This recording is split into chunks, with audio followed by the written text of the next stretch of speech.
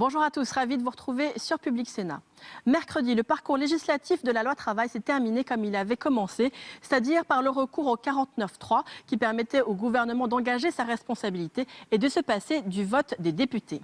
La veille, le débat en nouvelle lecture au Sénat avait également été tronqué puisque les sénateurs avaient décidé d'adopter une motion opposant la question préalable présentée par la majorité de la droite et du centre qui permettait aux sénateurs de directement rejeter le texte à l'issue de la discussion générale.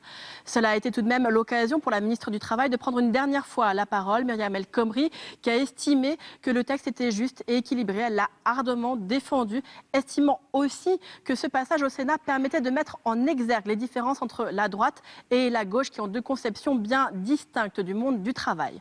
De son côté, la droite sénatoriale a largement taclé la méthode adoptée par le gouvernement, un véritable anti-manuel de réforme selon le co-rapporteur Les Républicains Jean-Baptiste Lemoyne, tandis que le patron des sénateurs LR, Bruno Retailleau, lui, a largement regretté que les apports du Sénat n'aient pas été conservés par le gouvernement et à l'Assemblée nationale. Bruno Retailleau qui a estimé qu'au fur et à mesure, le gouvernement n'avait fait que complexifier ce texte. Tout de suite donc, retour au débat. C'était mardi dans l'hémicycle. Monsieur le Président de la Commission des Affaires sociales, Messieurs les rapporteurs, Mesdames les sénatrices, Messieurs les sénateurs, je viens une nouvelle fois m'exprimer devant le Sénat avec une ambition intacte, celle d'abord de porter au nom du gouvernement un texte de progrès, utile à notre économie, utile à nos concitoyens. L'ambition, ensuite, de nourrir une fois encore avec vous un débat franc, exigeant et constructif, affranchi de certaines postures aussi convenues que stériles. Je suis bien placée pour savoir que la période dont nous sortons n'a pas été un long fleuve tranquille. Elle a été marquée par de fortes crispations et même des violences, dont je veux redire ici qu'elles sont inacceptables et face auxquelles tous les républicains doivent se montrer fermes et soudés. Mais cette fermeté ne doit pas confiner à l'intransigeance. C'est pourquoi, en tant que ministre du Dialogue social, j'ai œuvré tout au long de ces dernières semaines pour rechercher toujours, avec tous mes interlocuteurs, le compromis le plus abouti. Tout au long de ces dernières semaines, le gouvernement a consulté largement les organisations syndicales, les organisations patronales et de jeunesse. J'ai pris l'initiative le mois dernier de relancer une nouvelle discussion avec les syndicats, marquée par un fait nouveau, le souhait de la CGT de renouer le dialogue. Je précise qu'avec tous les autres, y compris Force ouvrière, le contact a toujours été maintenu et que tous ont fait montre d'ouverture. J'en profite également pour saluer le courage des syndicats dits réformistes qui se sont fortement impliqués tout au long de ces semaines pour consolider le compromis trouvé ensemble et défendre les avancées contenues dans ce texte. Les échanges menés jusqu'au bout ont conduit le gouvernement à proposer de nouvelles évolutions pour trouver le meilleur équilibre possible. Je vais y revenir. Mais dialoguer, négocier, ne veut pas dire forcément s'accorder en tout point. Des divergences existaient et elles perdurent encore aujourd'hui. Et si des divergences traversent le champ syndical, force est de constater que l'examen du texte au sein de votre Assemblée a aussi eu le mérite de mettre en lumière deux conceptions du monde du travail et du dialogue social bien distinctes. Je le dis, l'esprit d'autant plus serein que j'ai tenu, dans mes échanges avec vous, à me départir de toute approche partisane et à me laisser guider seulement par le souci de l'intérêt général. Mais l'approche gouvernementale et celle de la majorité sénatoriale sont apparues à bien des égards irréconciliables. C'est ainsi, ceux qui nient l'existence d'un clivage entre la gauche et la droite en sont ici pour leurs frais. Ainsi, votre Assemblée s'est-elle d'abord empressée de mettre fin aux 35 heures, en s'attaquant fondamentalement à l'idée que dans une société avancée, le temps social ne se résume pas à la journée de travail. Cette conception néglige la vie personnelle, les loisirs, la famille ou l'engagement associatif, toutes ces aspirations de nos concitoyens qui sont aussi le socle du vivre ensemble. Nous, non seulement nous sanctuarisons évidemment les 35 heures, mais nous créons aussi, par exemple, un droit à la déconnexion pour protéger la vie personnelle à l'heure du numérique. Nous créons un compte engagement citoyen pour valoriser l'activité associative de millions de Français. Nous préservons et nous améliorons les congés qu'un salarié peut prendre à l'occasion d'un mariage, d'une naissance ou d'un décès.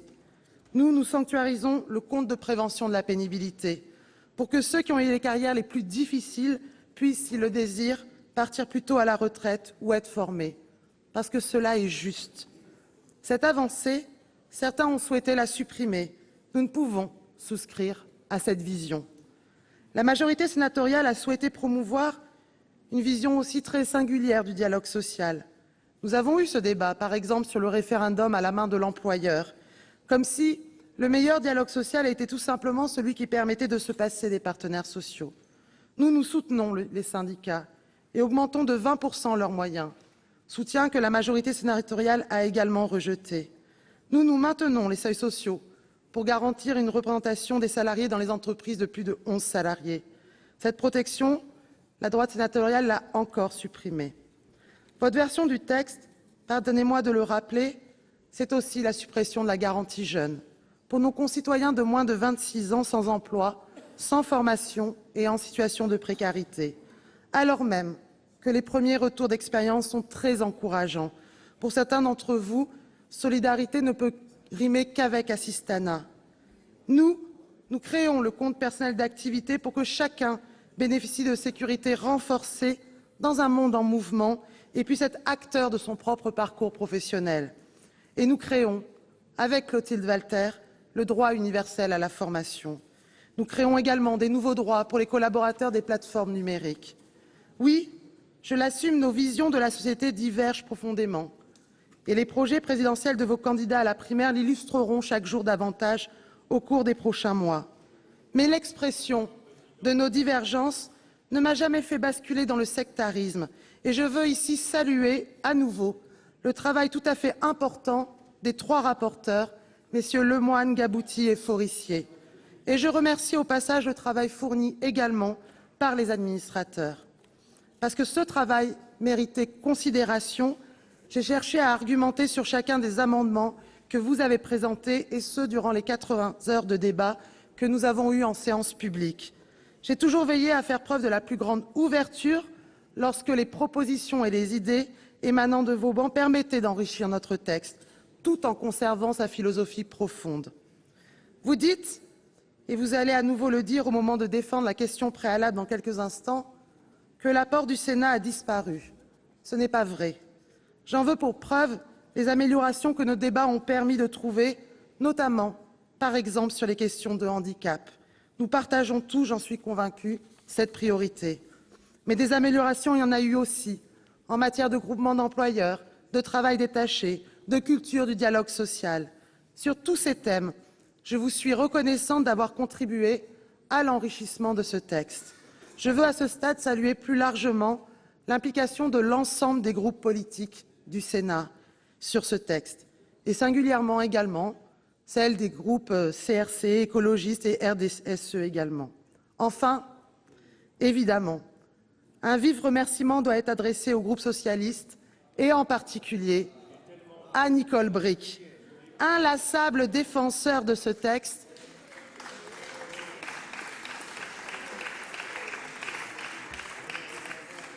qui a su argumenter avec talent et grande précision en faveur de cette réforme. Merci au président du groupe socialiste, Didier Guillaume. Il y a des présidents de groupe qui soutiennent, motivent, participent à la bataille des idées qu'ils croient justes. Merci de votre soutien constant, président Guillaume. C'était dans la tempête un soutien que je n'oublierai pas. Toutefois, je le dis et le redis ici avec détermination, entre le statu quo, dont personne ne pense qu'il est souhaitable, et certaines surenchères libérales, il existe une autre voie, celle d'un progrès négocié, qui fait confiance au terrain et aux partenaires sociaux pour trouver les compromis les plus efficaces et les plus justes. Le triptyque de cette loi ne sera donc pas remis en cause, car c'est le socle du progrès économique, social et démocratique que nous voulons construire. De quoi s'agit-il? Tout d'abord, de renforcer la démocratie dans l'entreprise, car c'est ce qui permettra de combiner le développement de l'activité et de l'emploi et les avancées sociales pour les salariés. Ensuite, de donner plus de souplesse et de visibilité à nos entreprises, en particulier les plus petites, pour développer l'activité et l'emploi durable. Enfin, et surtout, il s'agit d'inventer la protection sociale du XXIe siècle, en posant les bases d'une vraie sécurité sociale professionnelle. Au cœur de nos débats, depuis des semaines, il y a la place que nous souhaitons accorder à la négociation d'entreprise. Ce débat, nous le savons, dépasse largement d'ailleurs le cadre du Parlement et traverse aussi le champ syndical. Le président de la République l'a rappelé avec force et conviction dans son interview du 14 juillet dernier.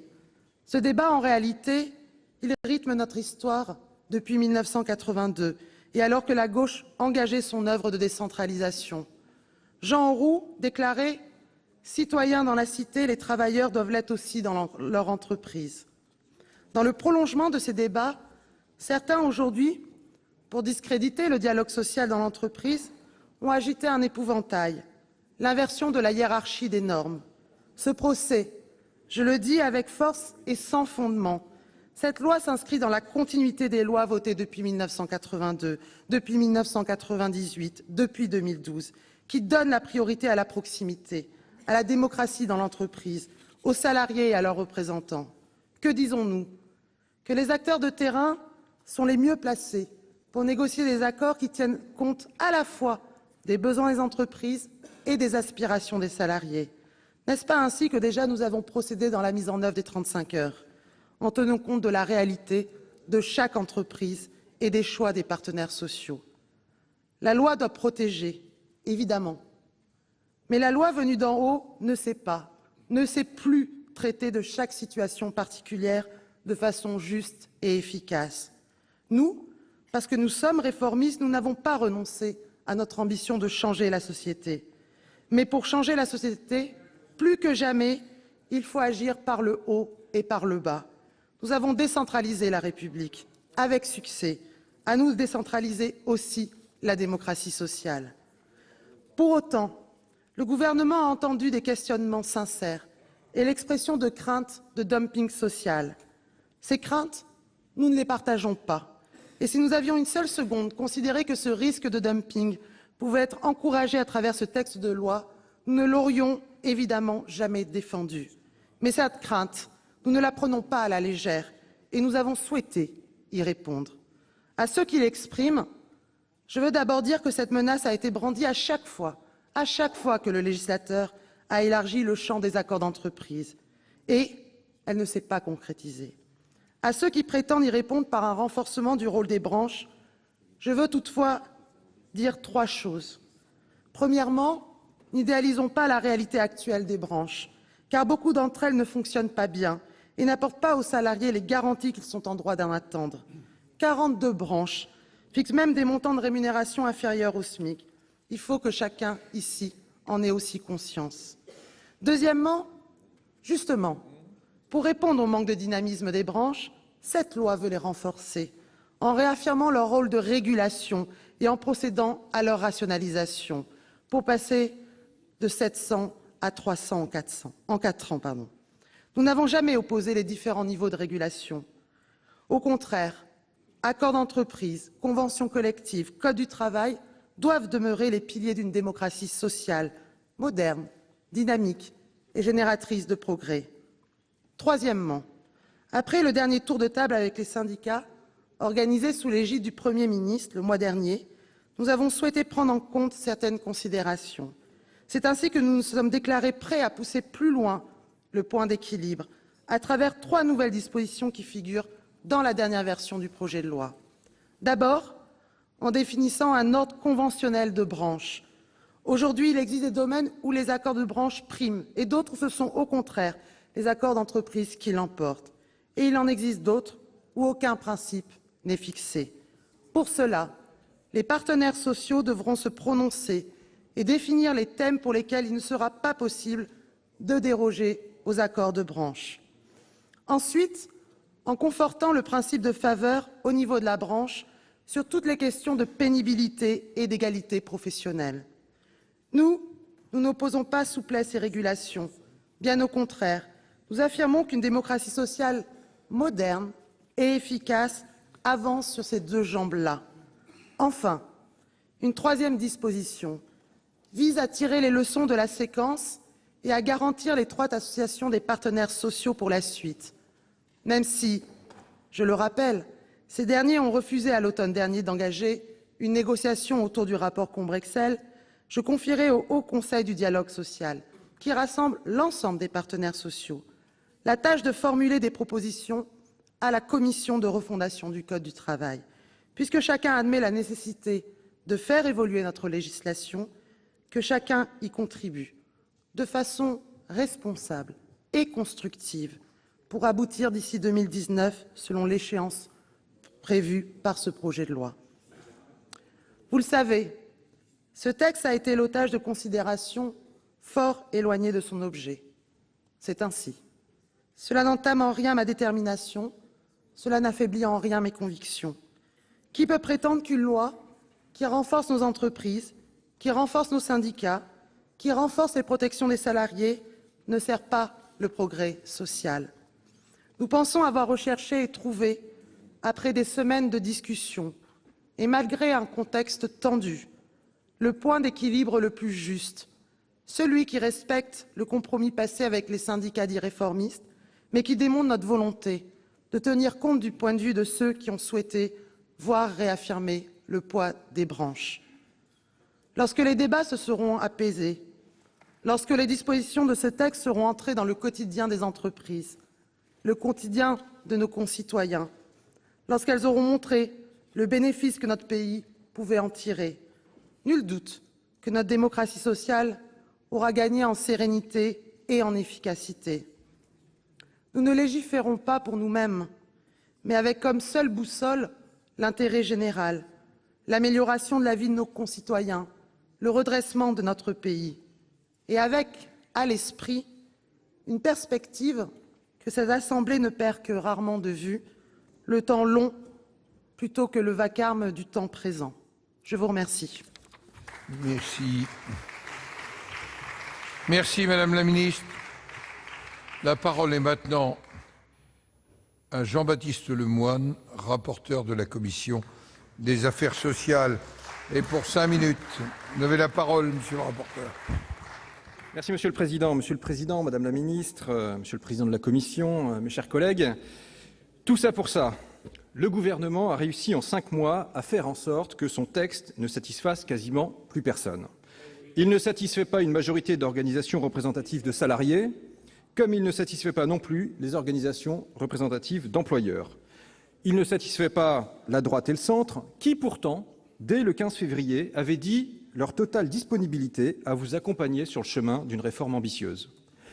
Il ne satisfait pas non plus une partie de votre majorité qui, ici, a longuement ferraillé sur les bancs du groupe socialiste, mais aussi sur les bancs du groupe communiste ou écologiste, contre le projet de loi.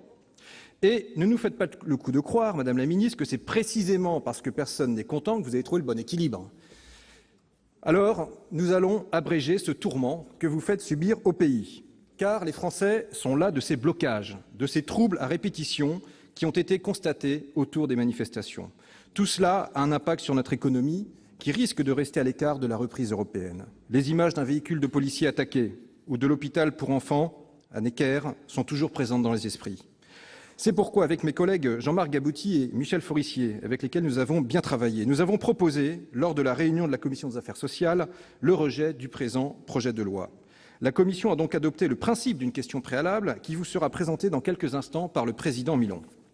Certes, le débat au Sénat fut approfondi. Comme le souhaitait le président Larcher, chacun a pu mesurer qu'il a permis d'échanger des arguments et des idées pour tenter d'améliorer ce marché du travail français.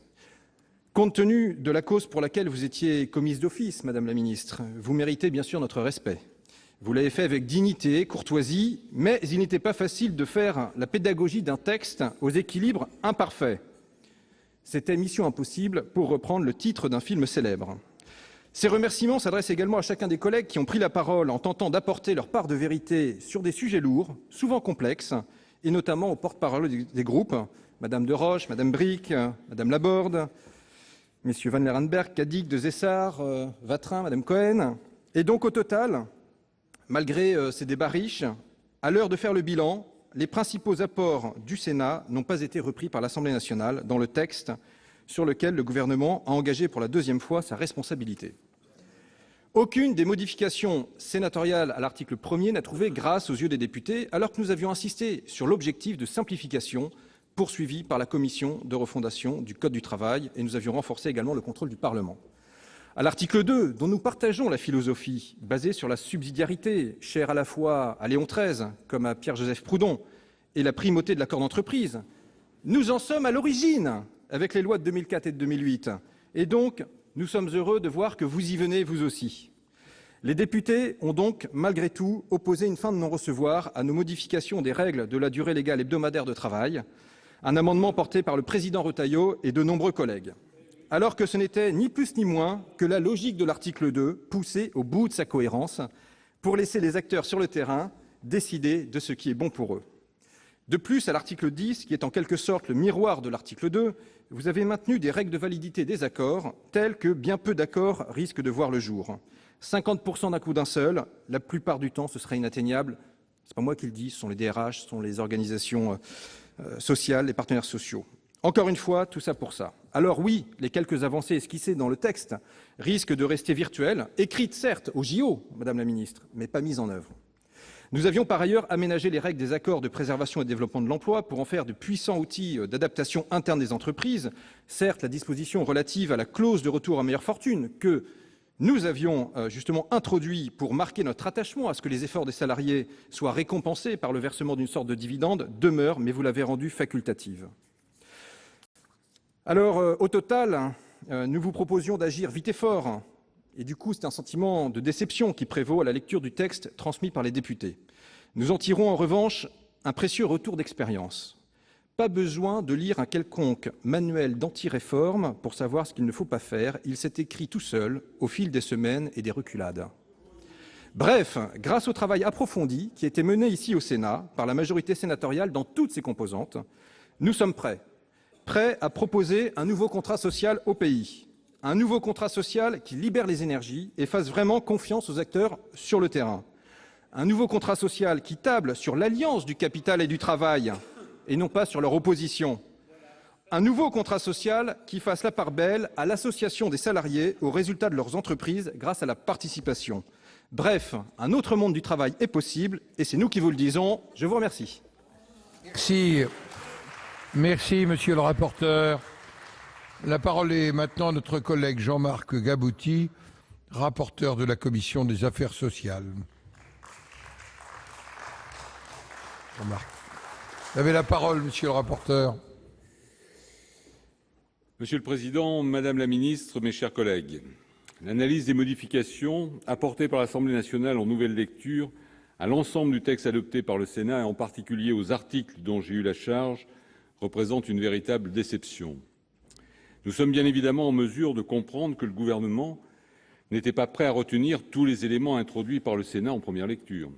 Cependant, à l'exception de quelques sujets consensuels et de quelques mesures techniques, nous regrettons, dans l'esprit même du texte d'origine, que l'Assemblée nationale et son rapporteur, ainsi que le gouvernement, n'aient pas exprimé la moindre intention de rechercher avec le Sénat l'amélioration de mesures concrètes dans le sens de la simplification et d'une plus grande efficacité.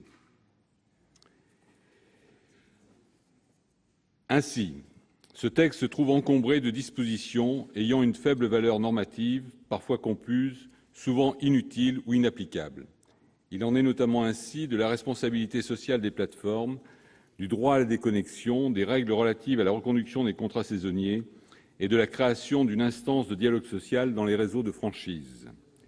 Concernant le droit à la déconnexion, les députés ont réintroduit les dispositions peu normatives que nous avions supprimées et ils ont imprudemment élargi l'obligation d'élaborer une charte sur ce sujet à toutes les entreprises, sans distinction de taille, y compris les TPE, ce qui manque notoirement de réalisme. S'agissant de la responsabilité des plateformes de mise en relation électronique à l'égard de leurs collaborateurs indépendants, les députés ont malheureusement rétabli leur rédaction contestée tout en aménageant les règles relatives à la couverture du risque d'accident du travail. Ils ont également supprimé la disposition sur la présomption de non-salariat pour ces travailleurs, compte tenu des difficultés juridiques qu'elle aurait entraînées et se montrant ainsi sensible à nos arguments. Mais c'est surtout le rétablissement de l'instance de dialogue social du réseau de franchise qui paraît le plus incompréhensible, car même si le dispositif a été aménagé en nouvelle lecture, il méconnaît toujours la nature des relations qui existent entre le franchiseur, les franchisés et les salariés de ces derniers. Nous avions également réécrit les dispositions relatives au licenciement économique, dont la rédaction issue des travaux de l'Assemblée nationale en première lecture a fait l'objet de vives critiques de la part de la majorité des partenaires sociaux et des personnes que nous avions auditionnées. La version sénatoriale, qui visait à sécuriser juridiquement ce type de licenciement et à encadrer les recours devant le juge, a toutefois été rejetée en bloc par les députés, y compris la notion essentielle et objective de faisceau d'indices pour définir une entreprise en difficulté.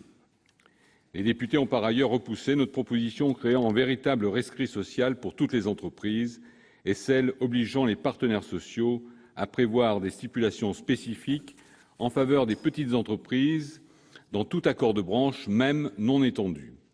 Je suis pourtant convaincu que les accords types négociés par les branches peuvent être un puissant levier de modernisation sociale pour les petites entreprises.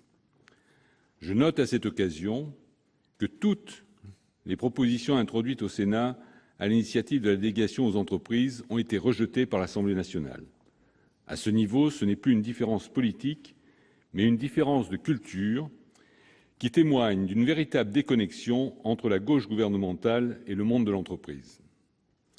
S'agissant de la médecine du travail, les députés ont partagé nos préoccupations pour rationaliser les visites des salariés en contrat court, améliorer le suivi des travailleurs de nuit que vous avez proposé en amendement et maintenir les règles de gouvernance actuelles des services de santé au travail.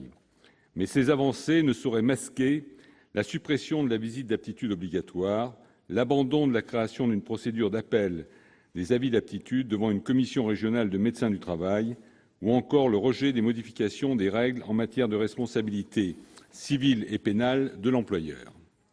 Ce texte, qui ne donne satisfaction à personne, apparaît sur ce sujet plus comme un réaménagement de façade que comme un traitement de fond de ce sujet sensible.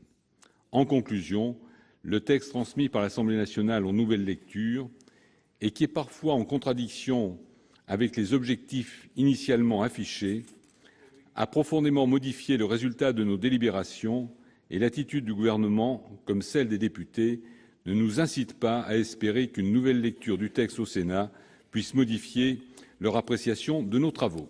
Je vous remercie. Merci, monsieur le rapporteur. La parole est maintenant à notre collègue Michel Forissier, rapporteur de la Commission des affaires sociales, pour 5 minutes.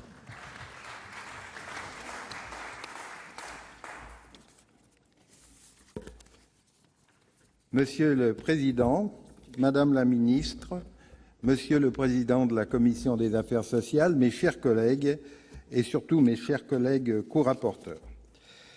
Conscient des enjeux liés à une meilleure sécurisation des parcours professionnels des actifs, le Sénat avait adopté en première lecture une approche pragmatique des dispositions concernées.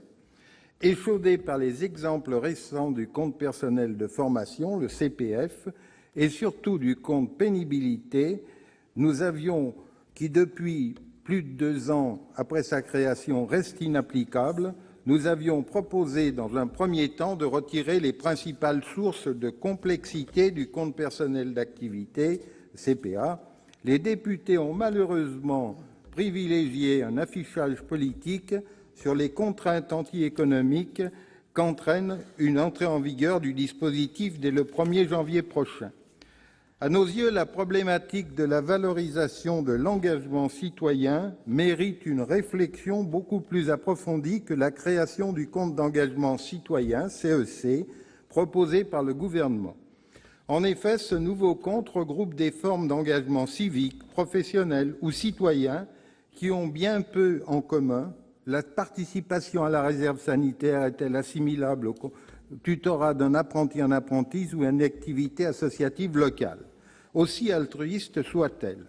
Enfin, l'évaluation du coût de son volet associatif et du nombre de bénéficiaires potentiels se révèle lacunaire en raison de l'élargissement de son périmètre en cours d'examen parlementaire sans étude approfondie. De même, il nous semblait logique que ce compte personnel d'activité soit clos lorsque son titulaire cesse son activité professionnelle, c'est-à-dire lorsqu'il liquide l'ensemble des droits à la retraite. Enfin, nous proposions de simplifier le compte pénibilité afin de répondre aux nombreuses inquiétudes des employeurs. Je regrette que nous n'ayons pas été entendus sur ces points et j'ai de fortes craintes sur l'effectivité de la mise en œuvre à compter du 1er janvier prochain du CPA.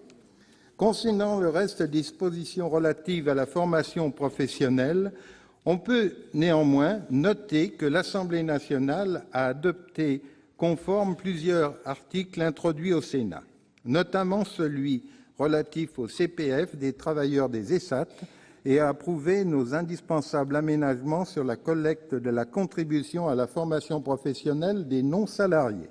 En revanche, les députés n'ont manifestement pas la même volonté que nous de faire de l'apprentissage une voie de réussite. Alors que le projet de loi initial était quasiment muet sur cette problématique, le Sénat avait introduit 20 articles visant à surmonter les obstacles qui freinent aujourd'hui son développement et à améliorer le statut des apprentis. Aucun d'eux n'a été retenu par les députés, pas même l'obligation pour les entreprises d'assurer la formation des maîtres d'apprentissage. Et a priori, tout le monde était d'accord. Il était pourtant le fruit d'une longue concertation avec toutes les parties impliquées dans la gouvernance et le bon fonctionnement de cette voie de formation. Aucune proposition alternative n'a été présentée et l'Assemblée nationale, comme le gouvernement, semble se satisfaire du statu quo en la matière, alors que le modèle français est à bout de souffle, surtout si on le compare au dynamisme de nos voisins. Sans nous opposer sur le fond à la garantie jeune, nous avions estimé que l'expérimentation devait être poursuivie jusqu'à son terme. L'Assemblée nationale a rétabli cette généralisation. Une fois encore, le législateur renonce ici à s'appuyer dans ses choix sur l'évaluation d'une politique publique innovante pour des raisons d'affichage politique en période électorale. Enfin, l'Assemblée nationale a réintroduit les dispositions dépourvues de portée normative relatives à la validation des acquis de l'expérience, que nous avions bien entendu supprimées, tout comme elle a préservé dans sa demande de rapport sur la prolongation des emplois d'avenir, qui ne sont, on le sait tous bien, pourtant pas la solution au chômage des jeunes. Au final, je regrette surtout que le gouvernement et l'Assemblée nationale n'aient pas saisi l'opportunité que notre majorité sénatoriale, sans doute la dernière du quinquennat, de faire de l'apprentissage une voie de réussite. Je vous remercie. Merci, monsieur le rapporteur.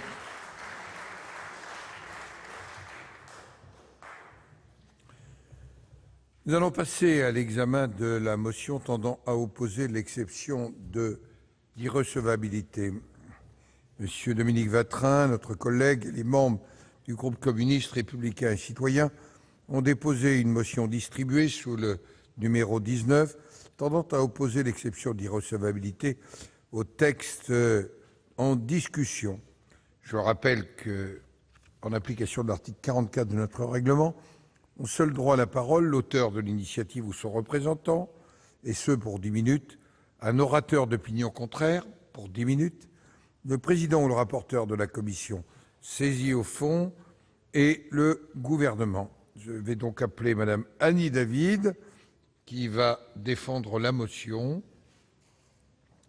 présentée par les membres du groupe communiste, républicain et citoyen.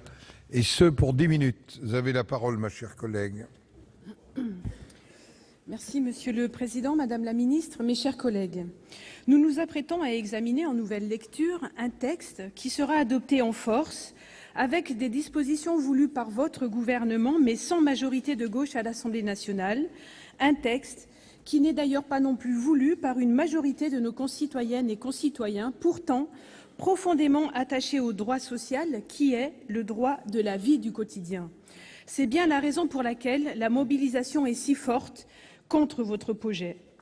Signatures en masse de pétitions, grèves, manifestations dans les rues, expressions sur les réseaux sociaux, ce sont autant de témoignages de l'attachement au travail et aux règles qui le régissent de tout un peuple qui vous demande de retirer ce texte. Mais, à l'évidence, Madame la Ministre, vous ne les avez pas entendus. Les salariés et leurs représentants sont en droit de participer au débat sur ces sujets, comme à tous les sujets qui les concernent. À cet instant, j'adresse mon soutien plein et entier aux salariés de la société Ecopla, située à Saint-Vincent-de-Mercuse dans mon département, afin que le jugement en cours de délibération soit en leur faveur pour que la SCOP, Ecopla SCOP, puisse voir le jour et ainsi leur permettre de préserver tout à la fois leur emploi et leur savoir-faire, unique en France. Leur combat est exemplaire, contrairement à leur employeur qui est parti en emportant la caisse. Leur slogan est simple, notre ami c'est l'emploi, Ecopla SCOP vivra. Je voulais que leur voix résonne dans cet hémicycle, Madame la Ministre, pour que vous les entendiez et pour que vous leur apportiez votre soutien. Quant à votre texte, essentiel pour le quotidien des salariés, il va être adopté sans avoir été débattu à l'Assemblée nationale, tandis que l'ensemble des propositions faites par le Sénat, les rapporteurs viennent de le rappeler, ont été supprimées. Droit d'amendement bafoué et refus de débattre en séance publique seront ces marques de fabrique. En première lecture, lorsque nous avions déposé cette même motion, M. Capo-Canella nous rejoignait sur la recevabilité discutable de ce texte, présenté au Parlement sans avoir fait l'objet d'une concertation avec les partenaires sociaux. Il s'y opposait cependant au motif qu'elle aurait privé le Sénat d'un débat utile et de toute possibilité d'expression. Qu'en est-il aujourd'hui, mes chers collègues du groupe UDI-UC, alors que le débat a bien eu lieu, mais qu'aucune de vos propositions n'a été retenue? Quant à Madame Bricq, elle affirmait en première lecture que, je la cite, « Nous sommes des parlementaires et ne pas débattre de ce projet de loi constituerait un déni de nos responsabilités ». Maintenez-vous ces propos après 2 adoptions au 49.3 à l'Assemblée nationale? À ce sujet, j'en profite pour rappeler que, contrairement à ce que prévoit la Constitution, aucune délibération en Conseil des ministres n'est venue avaliser la 2e utilisation du 49.3. Cela renforce nos doutes sur la constitutionnalité de ce texte, en l'occurrence sur sa procédure d'adoption. Un autre élément questionne le non-respect par le gouvernement de l'article 1 du Code du travail, et notre président Gérard Larcher, le connaît particulièrement puisque c'est le sien, l'article 1 du Code du travail stipulant que tout projet de réforme envisagé par le gouvernement qui porte sur les relations individuelles et collectives du travail, l'emploi et la formation professionnelle fait l'objet d'une concertation préalable avec les organisations syndicales de salariés et d'employeurs. En première lecture, vous nous aviez répondu, Madame la Ministre, avoir invité les partenaires sociaux à des négociations sur le rapport Combrexel ou encore sur le compte personnel d'activité. Or, c'est bien le projet de loi qui est mentionné dans le Code du travail. C'est donc le texte dans son ensemble qui aurait dû faire l'objet d'une concertation avec les partenaires sociaux, et nous savons toutes et tous ici que cela n'a pas été fait et que ce texte est donc, sur la forme, irrecevable. Sur le fond, ensuite, comme indiqué en première lecture, nous estimons que ce texte est contraire à la Constitution et à notre histoire juridique. En effet, pour garantir l'égalité des citoyennes et des citoyens, la loi, expression de la volonté du peuple souverain, s'est imposée par rapport au contrat. Ainsi, l'article 34 de la Constitution, qui définit les domaines d'intervention du pouvoir législatif, fonde le droit du travail et le droit syndical sur la loi. Or, l'inversion de la hiérarchie des normes, colonne vertébrale de votre projet de loi que vous avez de nouveau réaffirmé à l'instant, Madame la Ministre, est contraire aux stipulations de cet article sur lequel le Conseil constitutionnel s'appuie régulièrement. Ce dernier n'accepte que par exception les transferts de compétences de la loi vers les accords d'entreprise. De même, sa jurisprudence, établie en 2004 et 2008, censure tout renvoi à l'accord d'entreprise de dispositions relevant de la Constitution, comme le droit au repos. Sans compter qu'au-delà des aspects purement juridiques, ce sont les valeurs de notre République laïque, démocratique et sociale que vous bafouez oubliant ainsi que la République est sociale grâce aux luttes syndicales et populaires qui ont émaillé notre histoire. Aujourd'hui, vous reniez cet héritage historique tout en disqualifiant celles et ceux qui poursuivent ce combat progressiste en manifestant dans les rues, comme la Constitution leur en donne pourtant le droit. L'inversion de la hiérarchie des normes n'est pas le seul point qui pose problème d'un point de vue juridique. Les accords en faveur de l'emploi portent atteinte à la liberté contractuelle puisque l'employeur peut imposer une modification du contrat sans avoir à se justifier. Je citerai également les dispositions relatives au licenciement économique qui varient selon la taille de l'entreprise. En plus d'être contraire au principe d'égalité devant la loi, cette modulation ne s'appuie en rien sur la réalité des entreprises. La taille de l'entreprise n'est pas nécessairement liée à sa situation économique. Enfin, j'aimerais insister sur le fait que vous remettez en cause nos engagements internationaux. Tout d'abord, ceux fixés par l'Organisation internationale du travail, l'OIT. En 2012, le Comité de la liberté syndicale de l'OIT jugeait une affaire très similaire au sujet d'une réforme menée en Grèce et certainement pensée, comme c'est le cas en France, dans un bureau de la Commission européenne. Voici un extrait des conclusions du Comité de l'OIT. La mise en place de procédures favorisant systématiquement la négociation décentralisée de dispositions dérogatoires dans un sens moins favorable que les dispositions de niveau supérieur peut conduire à déstabiliser globalement les mécanismes de négociation collective ainsi que les organisations d'employeurs et de travailleurs et constitue en ce sens un affaiblissement de la liberté syndicale et de la négociation collective à l'encontre des principes des conventions 87 et 98. Ce comité n'est pas le porte-parole du Parti communiste français ou d'organisations syndicales que vous jugez réfractaires à toute réforme. Il est composé de 9 membres titulaires provenant des groupes gouvernement, employeurs et travailleurs, et il est présidé par une personnalité indépendante. Pourtant, il estime, comme nous, que l'inversion de la hiérarchie des normes et surtout la remise en cause du principe de faveur, quoi que vous en disiez, Madame la Ministre, encore aujourd'hui, nuit fortement à la qualité du dialogue social, ce qui est néfaste tant pour les syndicats que pour les entreprises.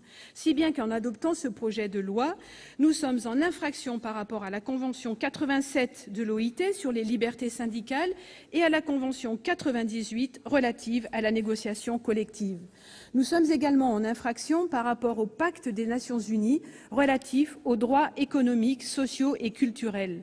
À ce titre, le rapport établi par les experts du Comité des droits économiques, sociaux et culturels est sans appel. Je le cite. Le comité est préoccupé par les dérogations à des protections acquises en matière de conditions de travail proposées par le projet de loi travail, y compris pour accroître la flexibilité du marché du travail sans qu'il ne soit démontré que l'État a considéré toutes les autres solutions possibles. Plus loin, le comité exhorte l'État français à s'assurer que toute mesure rétrograde concernant les conditions de travail est inévitable et pleinement justifiée, nécessaire et proportionnée à la situation et non discriminatoire. Pouvez-vous nous assurer, Madame la Ministre, que ces précautions ont bien été prises par l'État? Je ne le pense pas. Le simple fait que nous n'ayez pas pris le temps de la concertation avec les organisations syndicales en est une preuve. Vous n'avez pas exploré toutes les solutions possibles pour créer de l'emploi et adapter de manière progressiste le droit du travail aux évolutions économiques et sociales, comme la réduction du temps de travail, par exemple, explorée pourtant il y a peu par un rapport de l'IGAS, mais il est vrai que ce rapport ne vous a pas été transmis. Vous avez accepté les propositions du MEDEF, tandis que vous refusiez d'écouter celles des organisations syndicales qui sont aux côtés des salariés et connaissent la réalité de l'entreprise. Tout comme vous n'avez pas écouté les représentants des petites et moyennes entreprises qui anticipent les conséquences catastrophiques pour leurs entreprises de ce nouveau dumping social. De ce fait, nous refusons en tant que parlementaires de participer à cette destruction d'acquis sociaux reconnus au niveau international. Nous invitons les sénateurs et sénatrices qui n'ont pas soutenu notre motion en première lecture parce qu'ils pensaient encore que le dialogue était possible à voter avec nous l'irrecevabilité de ce texte. De plus, si nous n'avons pas la possibilité d'exercer seuls un recours auprès du Conseil constitutionnel, nous vous invitons, mes chers collègues, à vous joindre à nous pour contester, sur la base des éléments que je viens d'exposer, la constitutionnalité de ce texte. Il en va du respect par la France de ses engagements internationaux, de son histoire et des valeurs qui fondent notre République. Je vous remercie. Merci, Madame David. Quel est l'avis de la Commission ?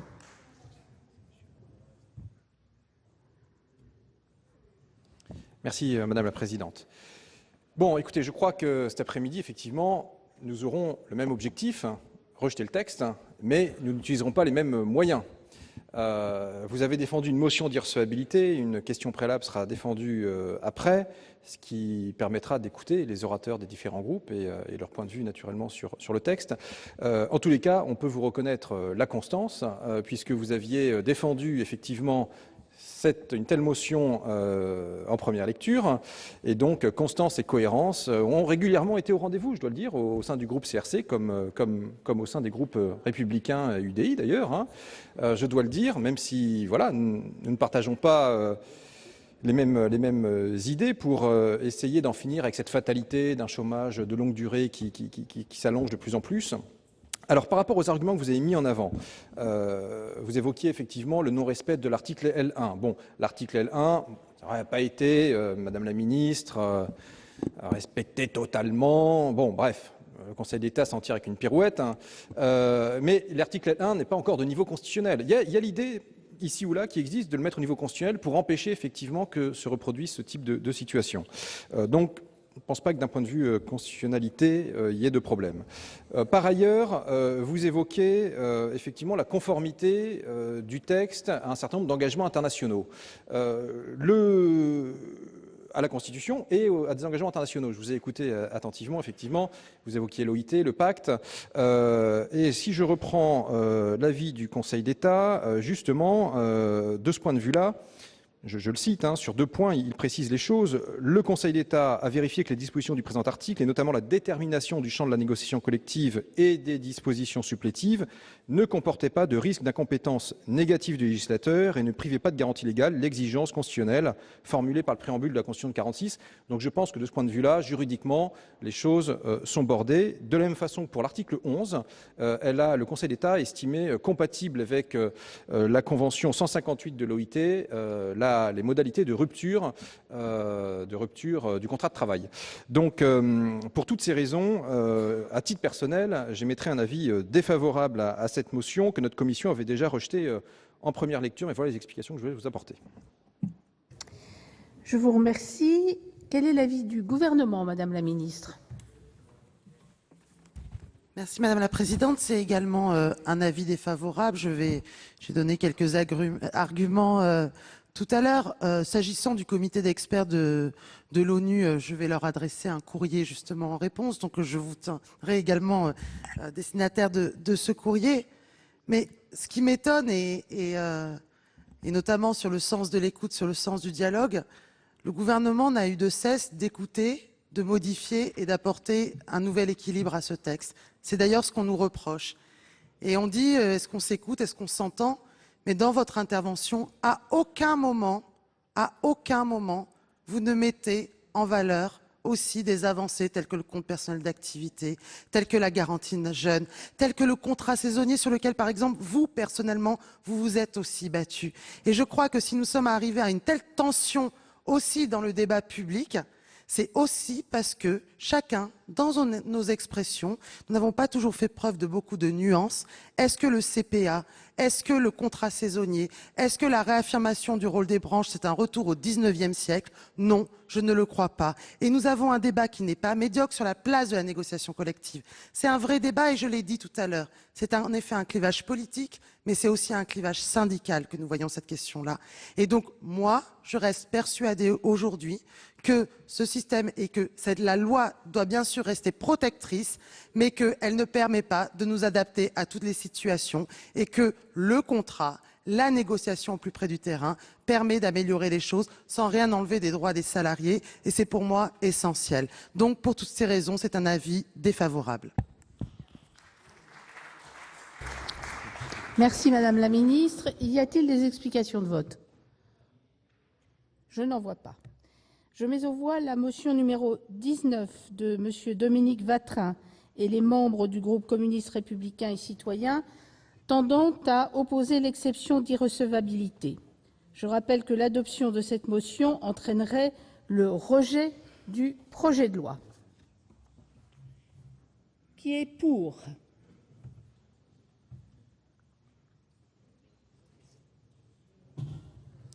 Qui est contre ?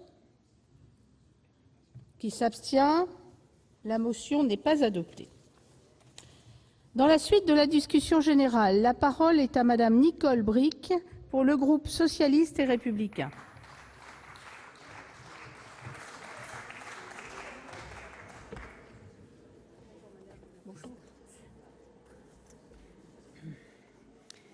Nous achevons le périple parlementaire de la loi travail, celle à laquelle, Madame la Ministre, votre nom restera attaché.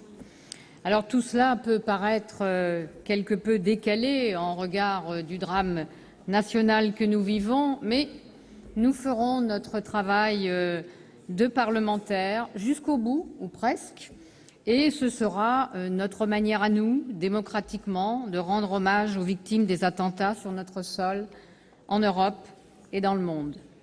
Alors la majorité sénatoriale choisit d'interrompre la course parlementaire du texte du gouvernement.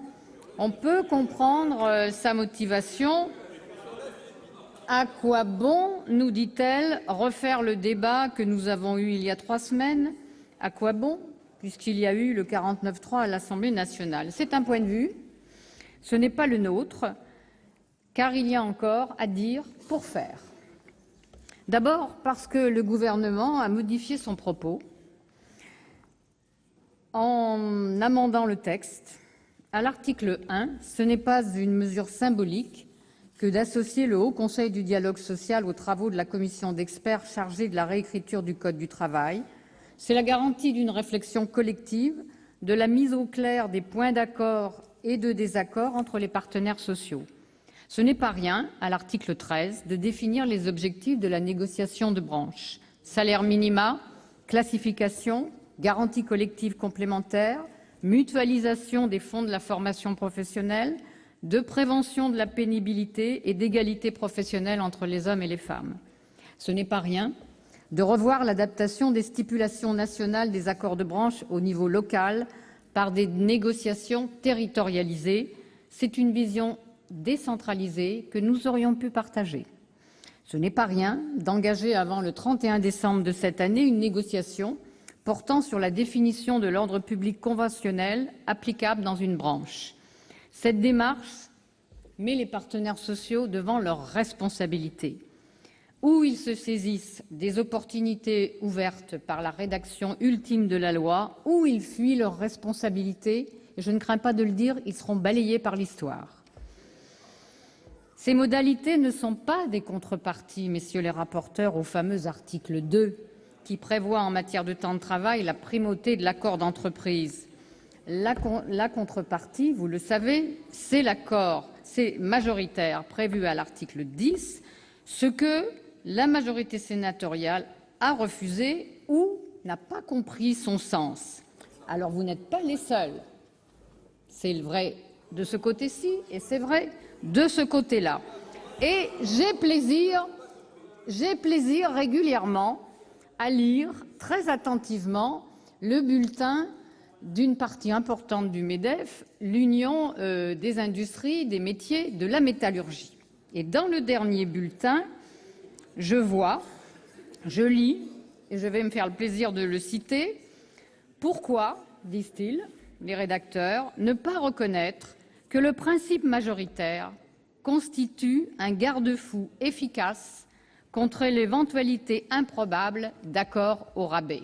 Je crois que tout est dit par rapport à la vision symétrique de l'article 2 et de l'article 10. Alors cette question vaut pour tout le monde. Ensuite, vous ne voulez pas discuter des articles parce que vous considérez que les points de vue sont irréconciliables entre le Sénat et l'Assemblée. Une lecture complète aurait pourtant, la pédagogie aidant, montré des points d'accord qui ne sont pas mineurs. Et je veux en citer quelques-uns. Sur le parcours d'accompagnement personnalisé pour les salariés refusant les accords collectifs défensifs et offensifs, c'est l'article 11. Et vous y avez mis la patte. sur les groupements d'employeurs où notre collègue Yves Daudigny a beaucoup travaillé et a été beaucoup entendu par le gouvernement, et sur un point majeur qu'est la médecine du travail. Et Madame Génisson, qui la connaît bien, s'est exprimée lors de notre précédent débat, et nous aurions pu, ensemble, défendre la création d'une procédure d'appel des commissions régionales des médecins du travail, car nous sommes très dubitatifs, et nous l'avons dit, sur le recours direct au prud'homme. Nous avons aussi des convergences certaines sur le travail détaché. C'est dommage que nous n'ayons pas pu aller plus loin. En commission, Monsieur le rapporteur Lemoine, vous avez fait un trait d'esprit. Vous êtes coutumier du genre et vous avez voulu en faire un tout à l'heure que j'ai trouvé quelque peu condescendant à l'égard de Madame la ministre quand vous avez dit qu'elle était commise d'office. Écoutez, elle a passé au Sénat nombre d'heures à faire de la pédagogie, à convaincre, à écouter. Et moi, j'ai cru, ici comme dans les médias, y déceler une volonté farouche de faire de ce texte le sien. Donc, je ne crois pas qu'on puisse dire qu'elle est commise d'office. Mais s'agissant de moi, vous avez en commission donc relevé ma présence à une réunion tenue la veille au soir, qui était un meeting d'un jeune ministre. Alors, merci de vous occuper de mes soirées, mais ce qui m'intéresse, c'est le fond du texte. Et quand vous citez ce jeune ministre, Emmanuel Macron, pour ne pas le citer, il faut le citer dans sa vérité et dans son texte. Et non, mais je crois que c'est important. Et je veux les remettre, ces propos, car ça intéresse notre débat, et notamment l'avenir de ce débat. Que nous disait-il? Le travail se transforme et nous devons en avoir conscience. Parlant de la réforme du travail, il dit « C'est une réforme à laquelle je crois, que je défends. Mais ce n'est plus le combat d'aujourd'hui parce que le travail a radicalement changé. » Et il ajoutait « Nous sortons de l'âge classique du travail. » Je reprends la parole pour dire qu'il est dommage que la droite sénatoriale refuse d'explorer davantage les voies esquissées par la loi concernant la numérisation de l'économie. Et le schéma d'hier, c'est une conviction que nous avons, c'est l'économie fordiste, verticale. Celui d'aujourd'hui, c'est déjà celui du numérique. Et nous ne restaurerons pas l'ordre ancien. L'économie numérique accomplira le découplage de la couverture sociale et du contrat de travail. Elle requiert donc, cette économie nouvelle, la mise en place d'institutions nouvelles pour accompagner les nouvelles formes de travail, et ces institutions doivent rendre le nouveau modèle social inclusif et soutenable. C'est ça que nous devons faire, et c'est ça qu'esquisse quelque part le projet de loi. Pour preuve, l'article 21 qui jette les bases de ce nouveau modèle avec le compte personnel d'activité. Et je voudrais aussi rappeler qu'en parallèle à notre débat parlementaire, il y a eu la négociation sur l'assurance chômage, qui, du fait patronal, il faut le dire, a échoué. Mais elle pourra reprendre, je pense. Mais il y a quelque chose de très important qui a été, c'est l'accord de branche sur les intermittents. Et je veux m'y arrêter un instant, car il prévoit que, en contrepartie d'une assurance chômage spécifique, l'usage du CDD n'est pas limité. En clair, qu'est-ce que cela signifie? Pour les intermittents, une protection sociale, et pour leurs employeurs, forcément multiples, la capacité de bénéficier d'une main-d'œuvre qualifiée et flexible. Ce peut être une voie d'avenir bien préférable, à mes yeux, que le chimérique revenu universel. Car, à n'en pas douter, c'est la protection sociale qui sera une nouvelle frontière de nos débats en France, et nous la souhaitons aussi, groupe socialiste, en Europe. Je rappelle que lors des élections européennes, nous avons mis au premier rang d'un agenda social européen la couverture de l'assurance chômage, notamment pour les jeunes. Et c'est une voie d'avenir, je pense, que la France donne au travers de cet accord. Alors, je dois aussi tirer, c'est normal, à la fin de ces 4 mois de débat public, et j'espère que vous la tirerez avec moi, une leçon pour l'avenir, et elle tient à la gouvernance. Toute réforme de cette importance doit respecter 3 enjeux démocratiques. La démocratie sociale, vous en avez longuement parlé, c'est l'esprit de la loi. La démocratie d'opinion, ça compte. Maintenant, c'est comme ça. Et elle doit aussi user de la démocratie politique. Et le 49.3, Madame David, n'est pas le problème, car il a sa légitimité démocratique. Pourquoi? Parce qu'il oblige l'opposition à fournir, à montrer qu'elle est capable de constituer une majorité alternative. Et en cela, le 49.3 est un principe démocratique. Alors, je voudrais aussi citer, pour l'avenir, et très proche celui-là, s'agissant de ces 3 démocraties qu'il faut réunir, le rapport Laurent. Vous connaissez M. Laurent, qui a remis un travail très important au gouvernement sur le temps de travail dans la fonction publique. Et le débat couvre le gouvernement avec les syndicats et les employeurs. Ces conclusions devraient être remises en décembre de cette année et ce sera un test de l'exercice démocratique. Madame la ministre, on nous annonce 127 décrets, c'est ça? Et donc, pour l'application de cette loi. C'est beaucoup et nous savons d'expérience que quelquefois, les décrets prennent des détournements avec l'esprit de la loi. Alors, je ne saurais trop vous recommander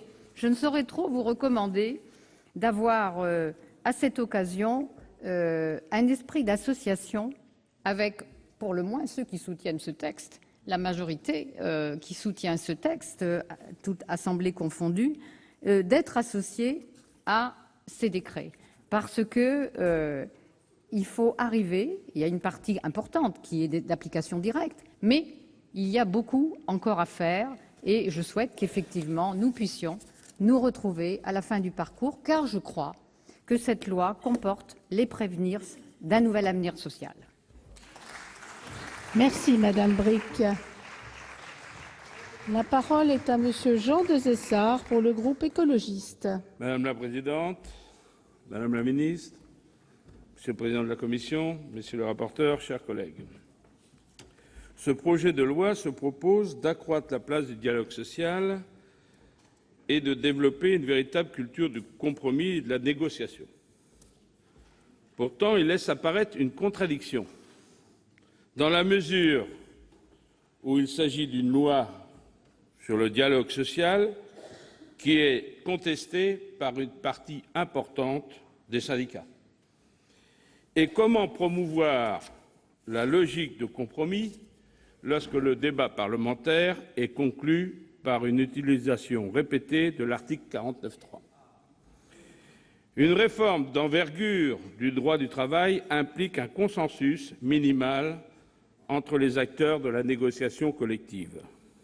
Et je vous renouvelle mon interrogation, Madame la Ministre. Pourquoi bouleverser le droit du travail à 1 an d'échéance électorale au risque de fractures politiques profondes? Évidemment, la droite sénatoriale s'est engouffrée dans la brèche.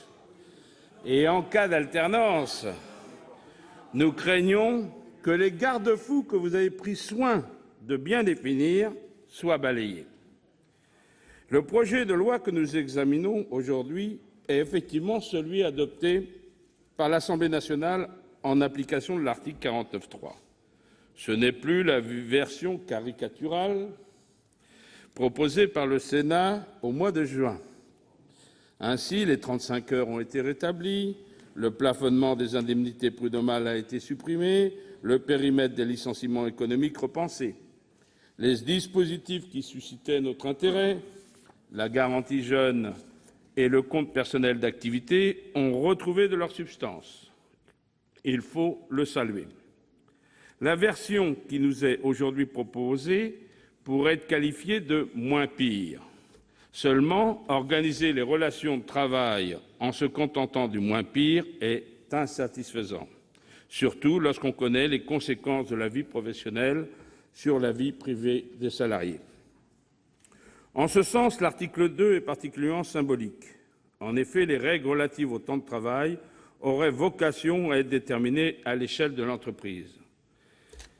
Si nous comprenons, et nous vous l'avons dit, Madame la Ministre, l'importance de développer le dialogue social de proximité, il nous semble indispensable de tenir compte du contexte économique actuel. Aujourd'hui, la contrainte économique pèse fortement sur les salariés. Et comment négocier librement dans la crainte de perdre son emploi? Nous refusons donc la dynamique de ce projet de loi. Si de nouvelles libertés sont concédées aux entreprises, elles ne sont pas assorties de nouvelles protections pour les salariés. D'ailleurs, on remarque que l'idée de protection a disparu de l'intitulé du projet de loi. En effet, si la flexibilité n'est pas assortie d'une sécurisation des parcours professionnels et de garanties pour l'emploi, où est la modernisation du droit du travail? Dans une course au moins-disant social, où la norme reviendrait à s'aligner sur les plus bas salaires et conduirait à l'absence de sécurité de l'emploi. De plus, Madame la Ministre, vous ne parvenez pas à nous démontrer que cette flexibilité accrue sera génératrice d'emplois. Bien au contraire, Alain Supiot, éminent spécialiste du droit du travail, a récemment rappelé que les travaux de recherche conduits à l'échelle mondiale tendent à prouver que des standards de travail élevés favorisent la qualité de la main-d'œuvre qu'ils ont sur l'emploi un effet soit neutre, soit positif. Donc, des standards de travail élevés ont des effets positifs pour l'emploi. Et plutôt que de favoriser la précarisation accrue du salarié, je suis convaincu par l'idée qu'il faut privilégier une main-d'œuvre de qualité.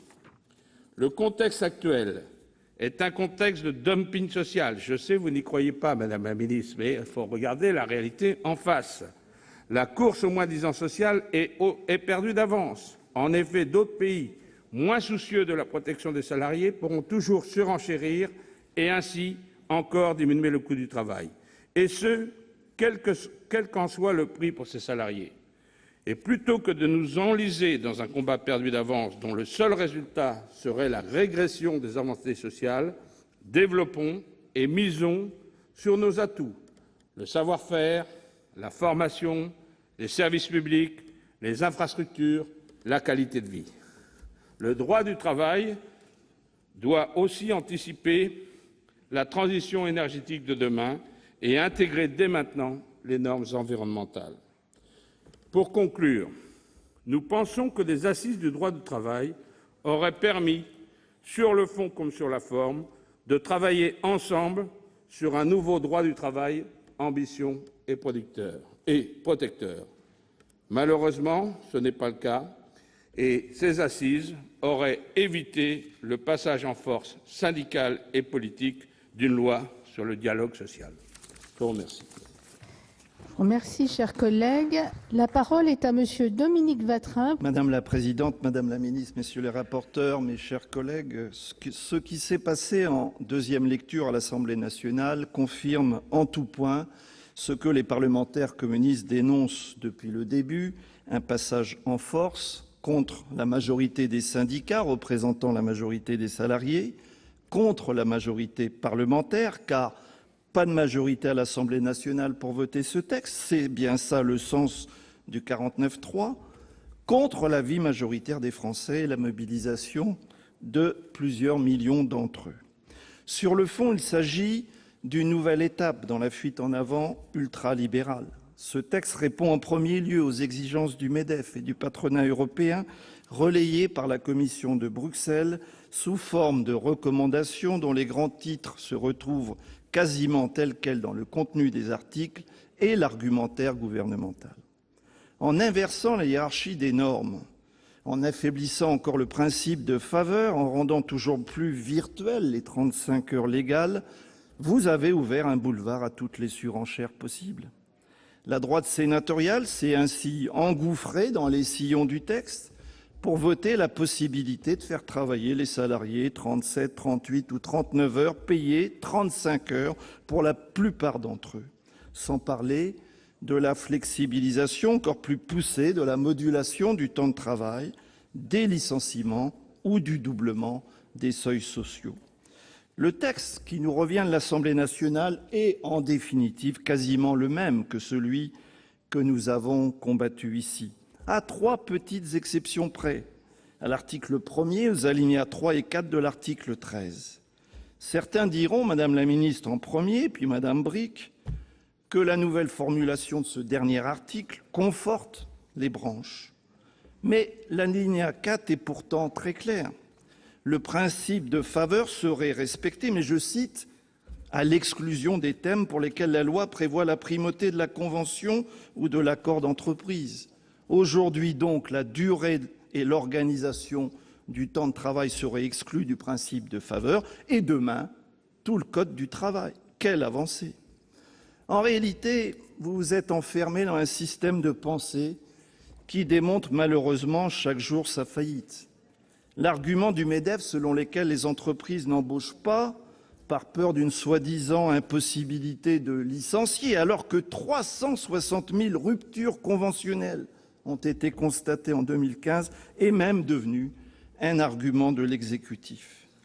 Pourtant, vous continuez d'ouvrir toujours plus grandes les vannes du libéralisme. Ainsi, demain, le seuil de déclenchement des heures supplémentaires, leur rémunération, mais aussi le travail de nuit, le travail du dimanche, et j'en passe, deviendront des sujets de négociation locale, là où les salariés sont les plus isolés, les moins organisés. Selon un sondage IFOP du 17 juin dernier, vous avez même poussé si loin le bouchon qu'une majorité d'artisans et de chefs de petites entreprises s'opposent à votre projet, craignant une course au dumping social et rappelant, à juste titre, le rôle de régulation des branches pour une saine concurrence. Pourtant, il est possible et nécessaire de faire évoluer le Code du travail dans le sens de nouvelles réponses aux évolutions technologiques, économiques et sociales. Nombre des 402 amendements que le groupe CRC a défendus en première lecture dessinaient les contours d'une autre approche du travail, de nouvelles régulations au pouvoir encore trop puissant des intérêts financiers contre l'intérêt collectif dans la vie des entreprises. Nous avons proposé de moderniser le Code du travail en réduisant le temps de travail à 32 heures. Nous avons proposé de sanctionner les licenciements des entreprises qui réalisent des bénéfices. Or, plutôt que de les interdire ou au moins de les réguler, vous aviez, dans un premier temps, voulu les faciliter encore plus en excluant de l'appréciation des difficultés économiques les entreprises situées hors territoire national. Nous avons également proposé de donner de nouveaux pouvoirs d'intervention aux salariés dans les entreprises et une meilleure représentation dans les conseils d'administration, comme cela se fait d'ailleurs en Allemagne. Mais vous avez préféré limiter les droits existants en restreignant le recours à l'expertise pour les représentants du personnel. Alors que nous vous avons proposé de lutter contre les discriminations syndicales dans les entreprises, nous sommes au regret de constater, Madame la Ministre, que vous êtes passé outre la décision de l'inspection du travail en autorisant le 27 juin le licenciement d'un délégué CGT de Sodexo au prétexte que certains salariés avaient continué une grève après la signature d'un accord de fin de conflit. Cela ne va pas dans le bon sens. Madame la Ministre, mes chers collègues, je l'ai déjà dit mercredi dernier en commission, nous sortons de 80 heures de débat avec aussi un grand regret, car au-delà de nos divergences et points de vue fondamentalement différents sur le cœur de ce projet de loi, il aurait été possible, à partir de certains articles, de commencer à avancer sur un certain nombre de sujets. Le groupe CRC a formulé de multiples propositions sur les questions du temps partiel, des travailleurs saisonniers, de l'amiante, de la lutte contre le travail détaché illégal. Quasiment aucune n'a été reprise au prétexte qu'ici, il y aura une négociation et des ordonnances. Là, il faudrait attendre la renégociation d'une directive européenne sans rien faire d'ici là, ou là encore, un plan ministériel dont personne ici n'a eu connaissance. En refusant la case du Code du travail et en faisant les propositions alternatives, le groupe CRC n'a été ni immobiliste, ni passéiste, mais au contraire moderne, combatif et fidèle aux valeurs de la gauche. Sachez que nous restons mobilisés aux côtés des salariés et nous vous donnons rendez-vous ici même à la rentrée pour continuer à porter les exigences et les aspirations du monde du travail. Merci, chers collègues. La parole est à Monsieur Bruno Retailleau.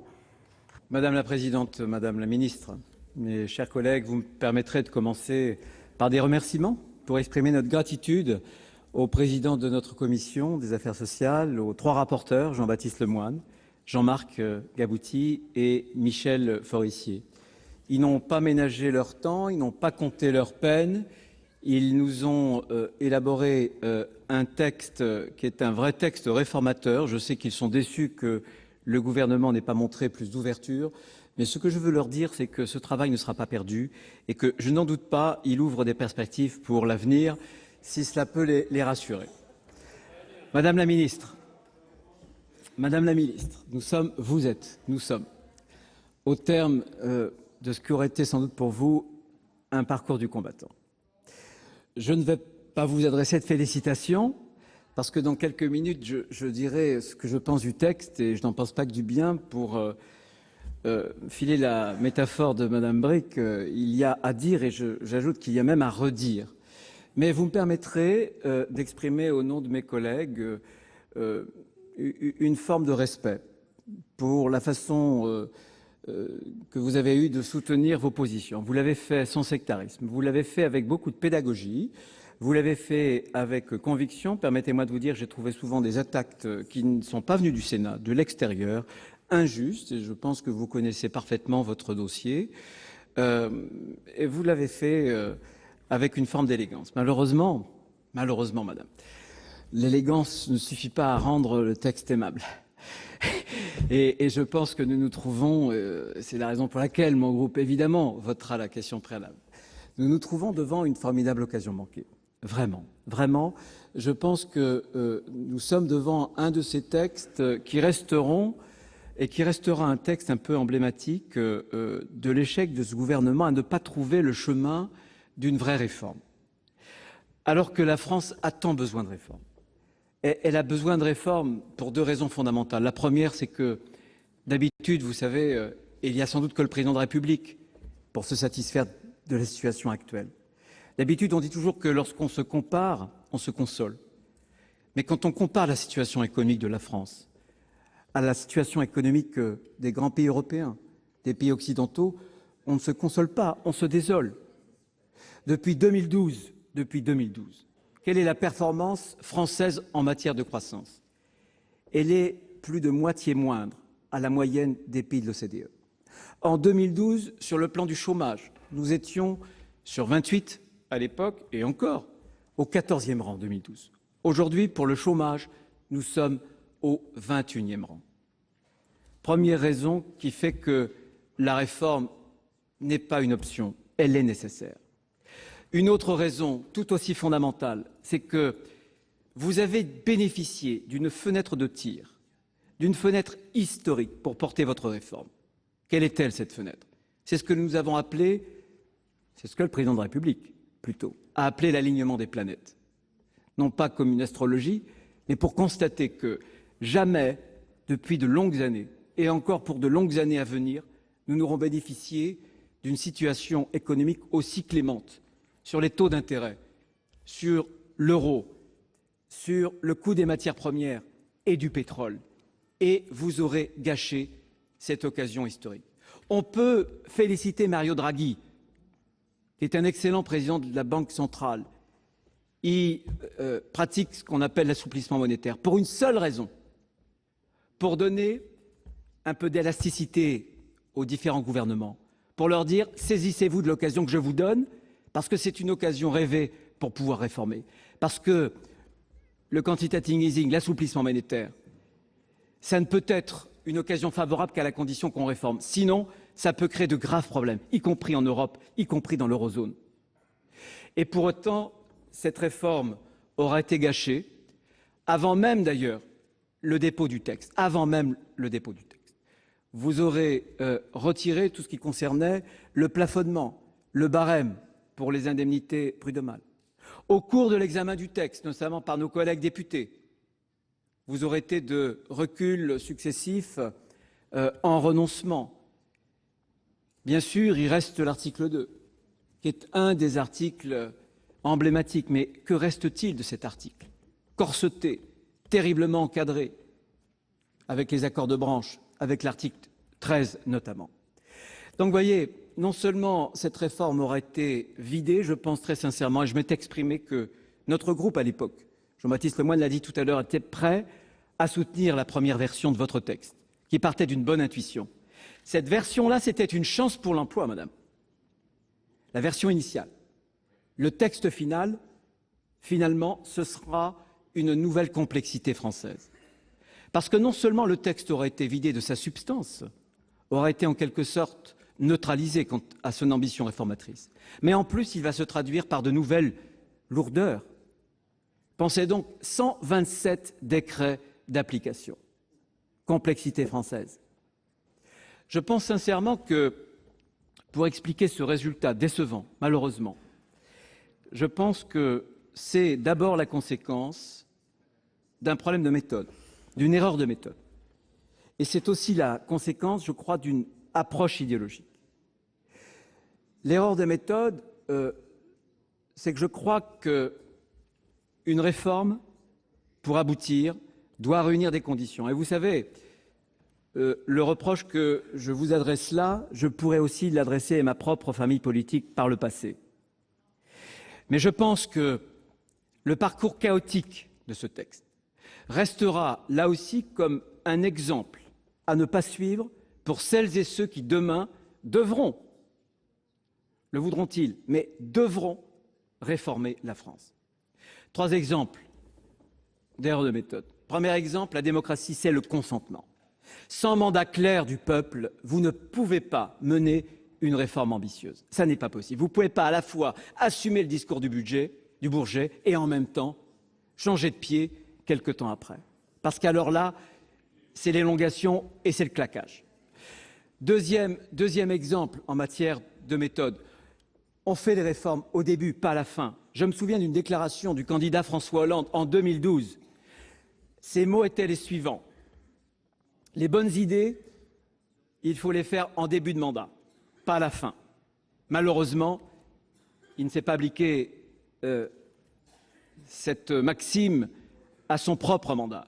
Et puis, un autre point, c'est qu'il faut donner du sens à une méthode. Est-ce que la méthode a été portée? Est-ce que la méthode, vous l'avez portée, c'est vrai.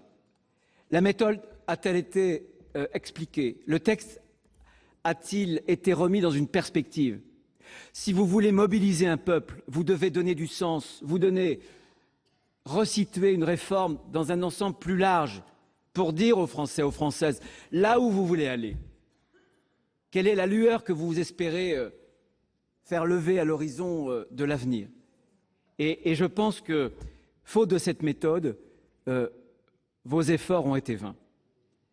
Mais finalement, du coup, il ne faut pas s'étonner de ce que votre majorité se soit fracturée, profondément fracturée.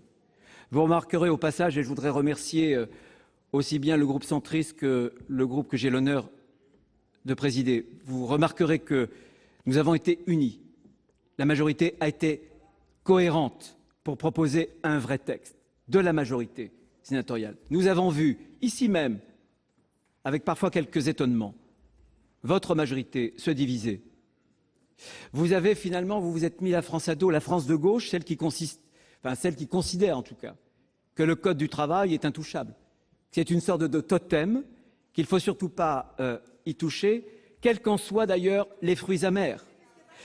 Vous vous êtes mis aussi une grande partie des Français à dos, tous ceux et celles qui vous faisaient confiance, qui croyaient en votre, en tout cas entre votre volonté, votre ambition réformative, et qui ont été finalement déçus. Et à un moment ou un autre, mais nous avons l'habitude, vous avez tenté de trouver un coupable idéal, les sénateurs, le Sénat de droite et du centre. On commence à être habitué, on nous avait fait le coup aussi pour la déchéance. Ça devient une sorte de comique de répétition, et ça n'a pas marché.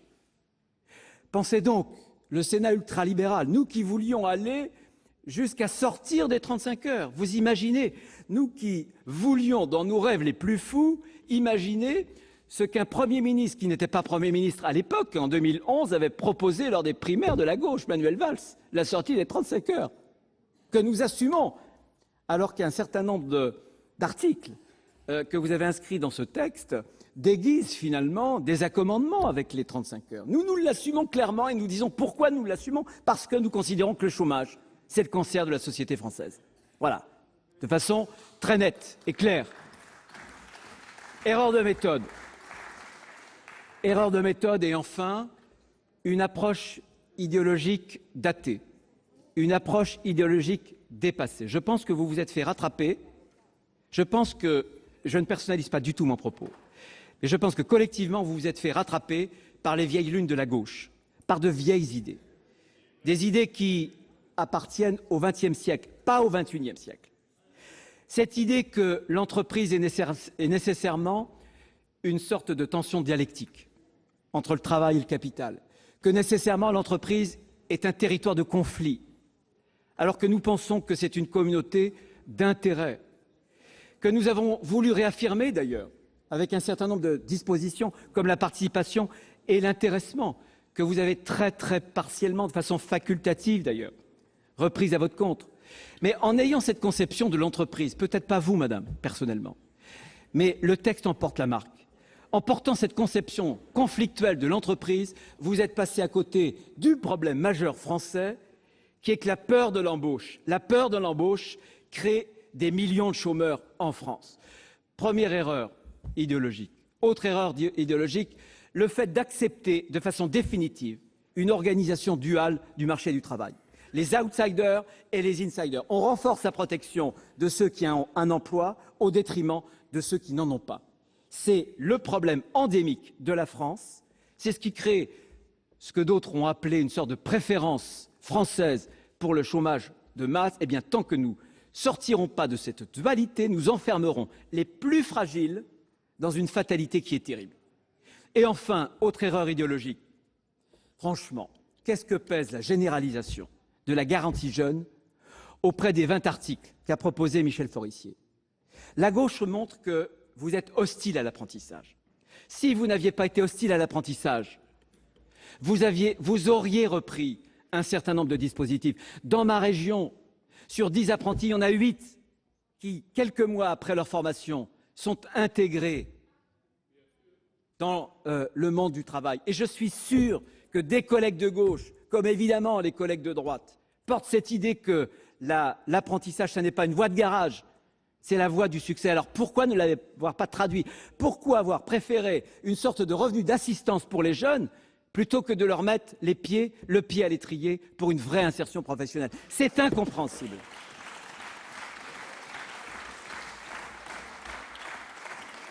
Pour terminer, madame, ce texte, malheureusement, n'apportera aucune solution à ce que nous considérons comme un malheur français. Malheureusement, ce texte n'apportera aucune adaptation que notre économie, que notre droit du travail doit prendre en compte. Alors même, et on le voit, que beaucoup de gouvernements sociaux-démocrates en Europe ont fait ce travail d'adaptation. Si nous ne le faisons pas, nous condamnons la France de façon définitive, l'économie française, à une dégringolade qui sera lente, mais qui sera absolument certaine. Voilà, vous aurez finalement mis la France dans la rue pour peu de choses ou pour presque rien. Et vous aurez donné un écho particulier à cette phrase d'Edgar Faure. La France est toujours en avance d'une révolution parce que la France est toujours en retard d'une réforme. Merci.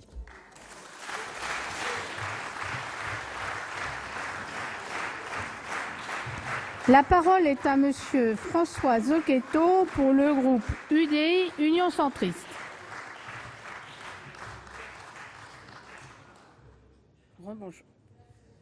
Madame la Présidente, Madame la Ministre, mes chers collègues, chacun sur nos bancs, sur ces bancs, souhaite, à de rares exceptions près, la fin de l'examen de ce texte.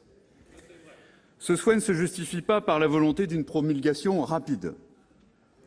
En réalité, nous espérons tous la fin de l'examen de ce texte, car elle marquera, pour un temps seulement sans doute malheureusement, mais elle marquera la fin de longs mois de tensions sociales et politiques Et dans le contexte que chacun connaît, nous n'avions pas besoin de ces tensions.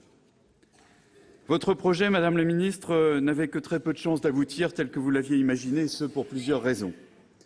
La principale était un manque de préparation. Le gouvernement n'a pas pris la mesure de la défiance des partenaires sociaux à son encontre.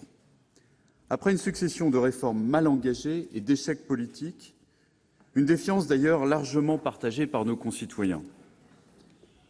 En ne consultant pas suffisamment en amont, en ne négociant pas suffisamment tôt, en ne respectant pas complètement l'article 1er du Code du travail, vous avez donné une occasion à notre pays d'exprimer l'un de ses travers bien connus. Ce manque de préparation s'est également manifesté sur un plan plus politique. Dès la présentation de ce texte, vous n'aviez pas de majorité pour défendre ce texte à l'Assemblée nationale. Cet épisode a d'ailleurs démontré une fois de plus que la majorité formée par François Hollande au début de son quinquennat n'avait qu'un sens relatif et que l'unité de la gauche était un moment fugitif. La gauche que vous avez invoquée tout à l'heure n'a pas non plus pris la peine de clarifier sa vision de l'entreprise. C'est ce qui est ressorti très clairement des tensions que nous avons observées entre les frondeurs et le groupe socialiste, ou avec le Parti socialiste aussi. Ici même, nous avons été les témoins au Sénat entre les idées défendues par Madame Bricq et celles défendues par Madame Lienemann. Chacun conviendra qu'il y a un monde. En plus d'un manque de préparation, ce texte a souffert d'un manque de pédagogie. D'aucuns dans notre pays se refusent à tout changement. Par peur, par intérêt, par conformisme peut-être, ils ont d'emblée contesté votre projet de loi, qui, dans sa philosophie originelle en tout cas, impliquait de vraies évolutions qui étaient attendues, il faut bien le dire, nous les attendions, en matière de droit du travail.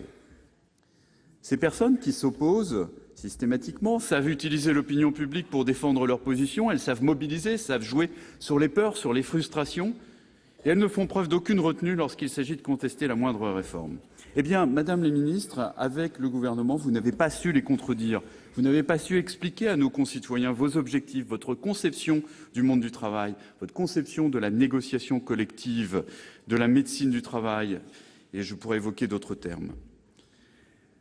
Vraiment, une meilleure préparation, un effort de présentation et d'explication aurait permis à ce texte d'arriver plus solidement au Parlement. Vous aurez beau nous rappeler le nombre d'amendements retenus en commission et dans la version considérée comme adoptée, la réalité est que le débat n'a pas eu lieu à l'Assemblée nationale, qu'il s'agissait d'un dialogue de sourds. Le Sénat, quant à lui, vous a démontré qu'un vrai débat démocratique est possible. Ce débat a eu lieu pendant 10 jours dans notre hémicycle. Vous avez pu défendre votre texte. Nous avons pu, nous, majorité sénatoriale, unis en effet, exprimer et défendre nos positions. Et ce ne sont pas aussi nos collègues du groupe CRC qui ont pu déposer et défendre plusieurs centaines d'amendements qui diront le contraire. Le débat a eu lieu au Sénat. Nos rapporteurs, dont je salue l'implication, la qualité du travail, ont su ici proposer une version aboutie de votre texte, enrichie par les propositions non seulement des groupes de la majorité sénatoriale, mais également par celles de l'opposition sénatoriale. Le texte voté au Sénat n'était pas plus dur, il n'était pas plus libéral, comme on a pu le lire ça et là. La caricature est facile sur ces sujets lorsqu'on reste dans les postures. En fait, cette caricature, elle permet de faire l'économie d'une vraie analyse. Non, ici, en se basant sur la philosophie de votre projet initial et sur le rapport Combrexel, ce texte du Sénat a su lier souplesse, simplicité et efficacité. Je crois d'ailleurs que c'est Jean-Marc Gabouty qui utilisait ces termes lors de l'examen en première lecture. Nous avons ainsi adapté la définition du licenciement économique pour que l'effort ne repose pas uniquement sur les salariés. Nous avons souhaité en effet encourager l'intéressement. Nous avons souhaité développer l'apprentissage. Nous avons souhaité moderniser la médecine du travail. Et aussi, et surtout, je dirais, donner encore plus de marge de manœuvre aux accords d'entreprise. Parfois, l'entreprise sera le cadre à privilégier dans certaines matières. Dans d'autres, il s'agira de la branche. Dans d'autres encore, c'est la loi qui doit trouver toute son efficacité. Mais sachons adapter notre monde du travail. N'ayons pas peur du dialogue social, même lorsqu'il est direct. Malheureusement, et on s'y attendait, l'action du Sénat a été entièrement déconstruite par l'Assemblée nationale. Et la version que vous nous soumettez aujourd'hui est peu ou prou identique à celle qui nous avait été transmise en première lecture. Eh bien, au groupe UDI-UC, Madame la Ministre, nous considérons qu'il est aujourd'hui essentiel, à la lumière de cette expérience, de revoir notre façon de gouverner et de légiférer. Et je pense que cette expérience, en effet, sera utile pour tous. Il nous faut revoir nos méthodes. La défiance de nos concitoyens à l'encontre des responsables politiques nous oblige, en effet, à changer. Il faut sortir du temps médiatique. Il faut prendre de nouveau le temps, surtout sur des questions essentielles comme celles que nous traitons aujourd'hui. Il faut prendre le temps de travailler efficacement, méthodiquement. Il faut expliquer au préalable ce que l'on va faire. Et a fortiori, il ne faut surtout pas faire, comme malheureusement vous l'avez fait, ce que vous n'aviez pas annoncé, et même parfois l'inverse de ce qui avait été annoncé. Il s'agit là de la principale leçon des discussions de ce texte, qui est un échec sur bien des aspects. L'objectif initial de votre projet était de permettre aux 5 millions de Français au chômage de retrouver le chemin de l'emploi. Cet objectif, malheureusement, s'est rapidement effacé au profit de querelles idéologiques et de calculs politiques. Pour ces diverses raisons, vous comprendrez bien que nous ne voterons pas ce texte et nous voterons, à l'inverse, la motion tendant à opposer la question préalable. Je vous remercie.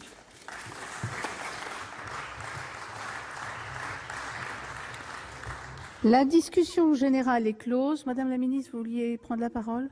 Oui. Merci Madame la Présidente. Je vous rassure, pour ceux qui ont suivi les 80 heures de débat, je ne vais pas reprendre l'ensemble des arguments, mais quelques éléments néanmoins. Et je voudrais répondre justement à la question qu'a posée le président Retailleau et le sénateur de Cessars. Pourquoi une réforme la dernière année du quinquennat? Parce qu'un président est élu pour 5 ans. Et un président, quand il est élu depuis 5 ans, il mène des réformes de 2012 à 2017. Et surtout quand notre pays en a besoin. Nous avons fait de nombreuses réformes. Nous avons fait la loi de sécurisation de l'emploi en 2013. Et la négociation autour des PSE, nous le savons, c'est un sujet particulièrement sensible, mais nous avons réussi dans ce cadre-là. Nous avons fait la loi de modernisation du dialogue social. Nous avons fait la réforme de la formation professionnelle. En effet, dans le champ du travail et de l'emploi, il y a eu une loi tous les ans. Mais, parce que nous sommes attachés à notre modèle social, à un moment, il faut aussi être en capacité d'être lucide sur la situation de notre pays. Aimer son pays, c'est aussi prendre ses responsabilités face aux défis immenses qui l'attendent. Et donc le choix, c'est l'attachement à notre modèle social et donc s'adapter. S'adapter pour ne pas faire disparaître ce qui fait notre modèle social. Et lorsque nous regardons, en effet, que nous sommes le 2e pays utilisateur de CDD de moins d'1 mois de l'Union européenne, nous savons bien que dans notre pays, il y a un problème pour faciliter l'emploi durable. C'est un problème essentiel. Et c'est pour cela, moi, je l'ai assumé ici, je n'ai pas une vision manichéenne de l'entreprise et malgré les débats, malgré les tensions, je garde la même vision. Je pense en effet que notre pays doit avancer et aller vers cette culture de la négociation, cette culture du compromis. Et nous l'avons anticipé. Le Premier ministre a demandé il y a plus d'1 an, au printemps 2015, un rapport à Jean-Denis Combrexel sur la part de la négociation d'entreprise. Et à partir de ce rapport, le président Milon l'a suffisamment dit tout au long des débats, beaucoup de rapports sont demandés au ministère du Travail. Si nous n'avions pas tenu les enseignements de ce rapport, que nous aurais-je reproché? Que nous commandons des rapports pour évacuer les sujets? Non, il faut assumer les choses. Et assumer notamment que dans notre pays, le contournement au droit du travail, les contournements sont nombreux. Nous voyons bien, le travail détaché se répand, le travail indépendant se répand également, et nous voyons également que l'intérim se répand. C'est ça l'enjeu. Et donc pourquoi apporter plus de place à la négociation? C'est pour donner cette capacité justement à mieux nous adapter dans un monde qui bouge très vite. Et je considère en effet que c'est par le dialogue social au plus près de l'entreprise, avec les garde-fous que nous avons posés, et notamment le principe majoritaire, qui est pour moi essentiel dans ce projet de loi, c'est avec ces garde-fous-là que nous arriverons justement à mettre progrès social, progrès économique dans un même mouvement, ce qui nous permet de nous adapter tout en préservant notre modèle social. Et puis, il y a aussi dans ce texte des avancées qui sont essentielles. 30 ans dans notre pays que nous disons que la formation professionnelle ne bénéficie pas à ceux qui en ont le plus besoin.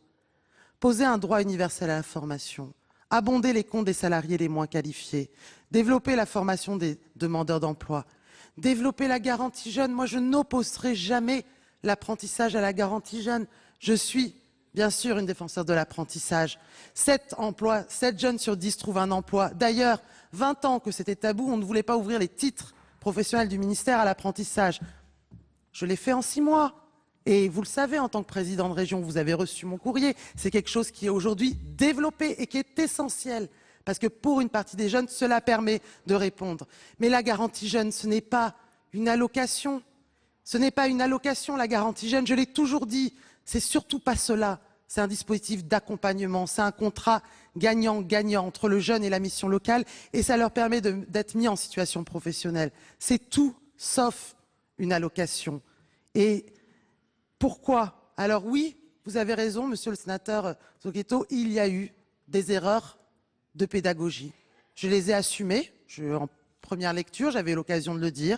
Je continue à les assumer pleinement, en effet. Mais vous le voyez bien, que certes, le conflit politique, l'arrivée, les élections dans un an, mais aussi, elles reposent sur des visions différentes d'un point de vue des organisations syndicales. Ce n'est pas pour rien qu'elles ont refusé la négociation autour du rapport de Jean-Denis Combrexel.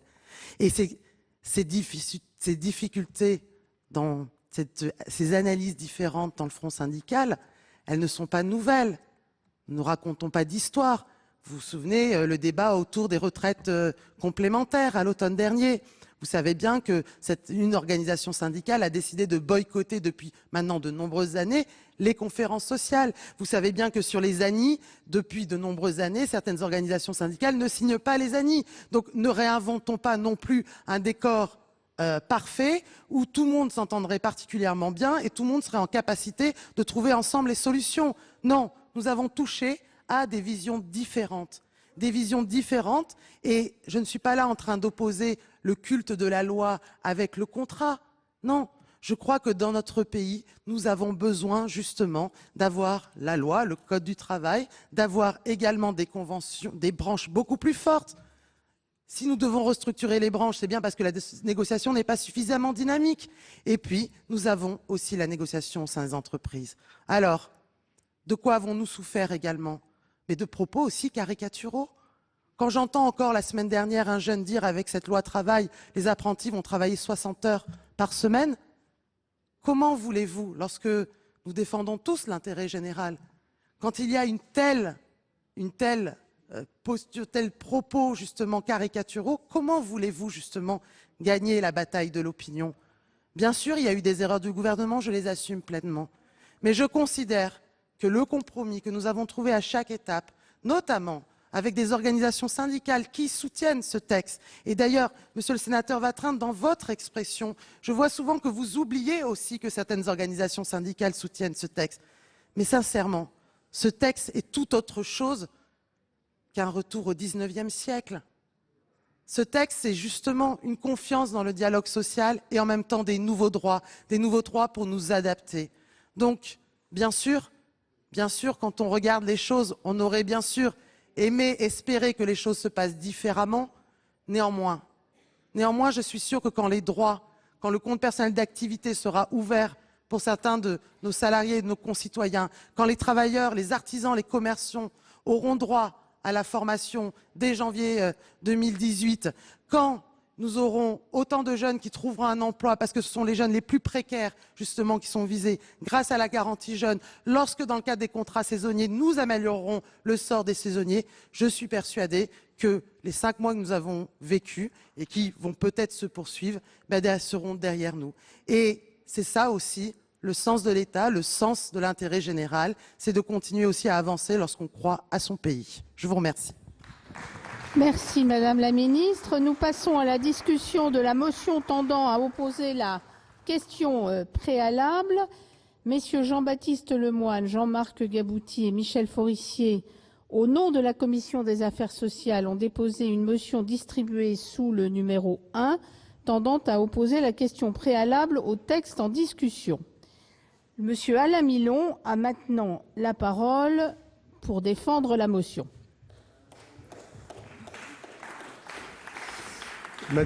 Merci Madame la Présidente, Madame la Ministre, messieurs les rapporteurs, mes chers collègues, nous arrivons donc au terme de l'examen par notre Assemblée d'un projet de loi dont le contenu, tout comme l'intitulé, ont fortement évolué depuis que ces premiers éléments ont été rendus publics en début d'année. Lors de sa réunion du 13 juillet dernier, notre commission a approuvé, sur proposition de ses rapporteurs, auxquels je souhaite ici rendre hommage, le dépôt d'une motion tendant à opposer la question préalable à ce texte.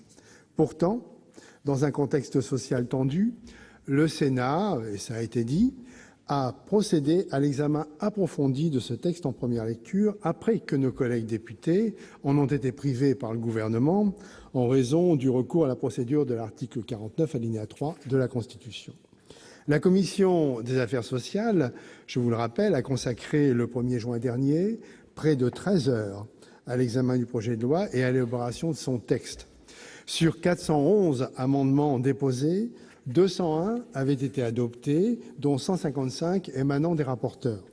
Ceux-ci avaient réalisé au préalable un travail de concertation exhaustif dans des délais très courts. Plus d'une soixantaine d'organismes, d'experts et de représentants des partenaires sociaux avaient été entendus en moins d'un mois. Notre commission avait également reçu successivement les organisations syndicales et patronales représentatives. Ensuite, le Sénat a consacré plus de 80 heures, soit 2 semaines complètes, à l'examen du texte en séance publique. Sur les 909 amendements examinés, dont 368 pour le seul groupe CRC, 157 ont été adoptés, dont 15 de ce même groupe. Ces statistiques démontrent que le Sénat était animé par une volonté sincère de se montrer à la hauteur des enjeux de ce projet de loi. Le texte issu de notre Assemblée traduit de ce fait fidèlement les orientations politiques de sa majorité et de la Commission. Quels étaient les principaux apports du Sénat ? Outre les points mis en exergue par nos rapporteurs, il faut souligner que nous avons cherché à renouer avec l'ambition initiale de ce texte telle qu'elle ressortait de l'avant-projet transmis au Conseil d'État, alors salué par tous ceux qui cherchent à donner un nouveau souffle à l'économie française. De plus, nous étions mus par la volonté de lever les obstacles identifiés de longue date dont souffrent nos entreprises et qui sont un frein à l'emploi. Surtout, nous voulions enrichir le texte des réflexions conduites par le Sénat depuis plusieurs années sur des sujets aussi variés que le mandatement, les accords de compétitivité ou encore la formation professionnelle. Force est aujourd'hui de constater que l'Assemblée nationale et le gouvernement n'ont pas pris au sérieux nos propositions. Une thématique illustre tout particulièrement la désinvolture avec laquelle les députés et le gouvernement ont examiné le texte du Sénat. Je veux parler de l'apprentissage. Sur proposition de notre rapporteur Michel Forissier, dont on ne peut mettre en doute la connaissance du sujet compte tenu de sa longue expérience professionnelle en la matière, notre commission avait complété le texte par 12 articles visant à répondre aux défis auxquels fait face aujourd'hui l'apprentissage. Ils étaient issus de la proposition de loi qu'avait rédigée notre collègue Élisabeth Lamure pour la délégation sénatoriale aux entreprises afin de développer l'apprentissage comme voie de réussite au terme d'un long processus d'échange avec tous les acteurs concernés, ministère du Travail et de l'Éducation nationale, chambres consulaires, partenaires sociaux, régions. Cette démarche reposait sur un diagnostic très largement partagé. L'apprentissage en France fait face à de nombreux obstacles institutionnels, culturels et financiers qui l'empêchent d'occuper la place qui devrait être la sienne dans notre société. Notre commission avait d'ailleurs pu constater en avril 2015, lors d'un déplacement sur ce thème en Allemagne et en Autriche, que des réformes de bon sens et consensuelles permettraient de surmonter ces difficultés. Pourtant, toutes les mesures que nous avons adoptées ont été balayées d'un revers de main par les députés sans même qu'ils daignent en retravailler certaines ou faire des propositions alternatives. J'aimerais en citer 3 à titre d'exemple. Tout d'abord, la création d'un pacte national pour l'apprentissage. sur le modèle allemand de l'Alliance pour la formation initiale et continue, nous semblait indispensable. Ce pacte aurait organisé l'indispensable coordination de tous les acteurs concernés sur la base du volontariat, sans remettre en cause les prérogatives de chacun, en particulier des régions. Si un État comme l'Allemagne parvient à concilier son organisation fédérale avec un pilotage national de l'apprentissage, pourquoi notre pays n'y parviendrait-il pas?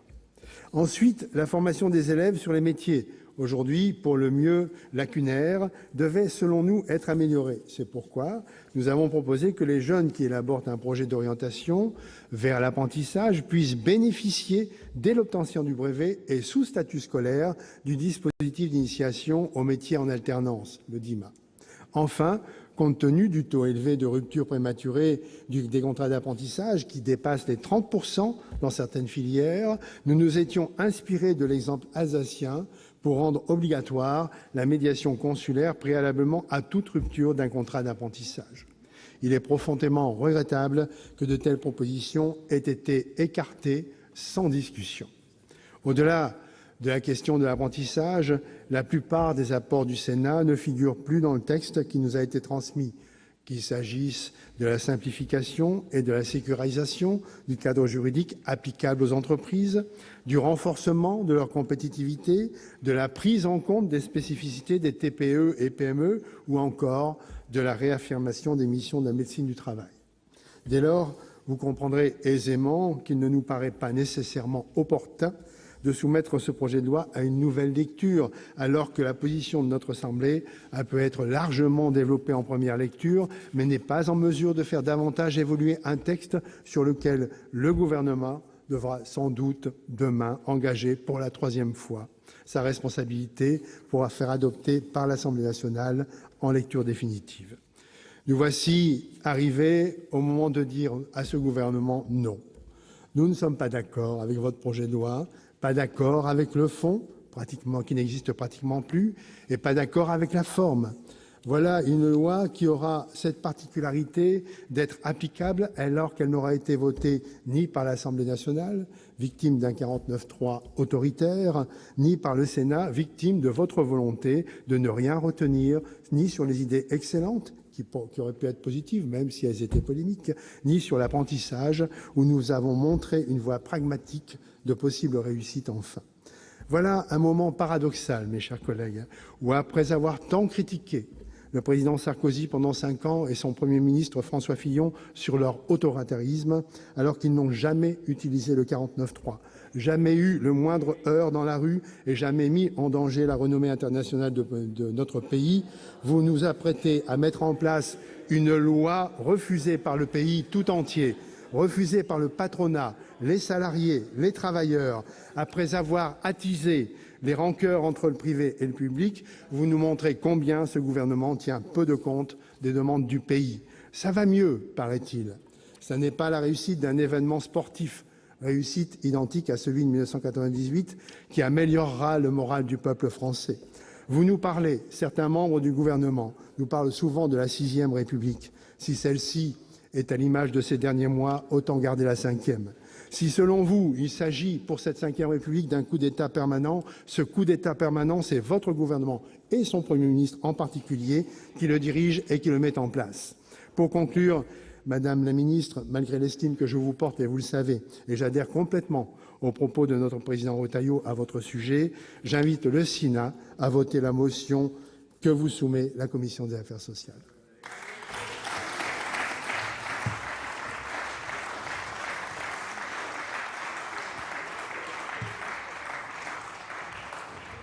Madame la ministre, oserais-je vous demander votre avis?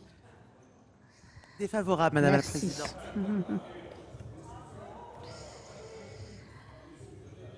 Y a-t-il des explications de vote? Je n'en vois pas. Pardon, Monsieur Laurent, je vous en prie.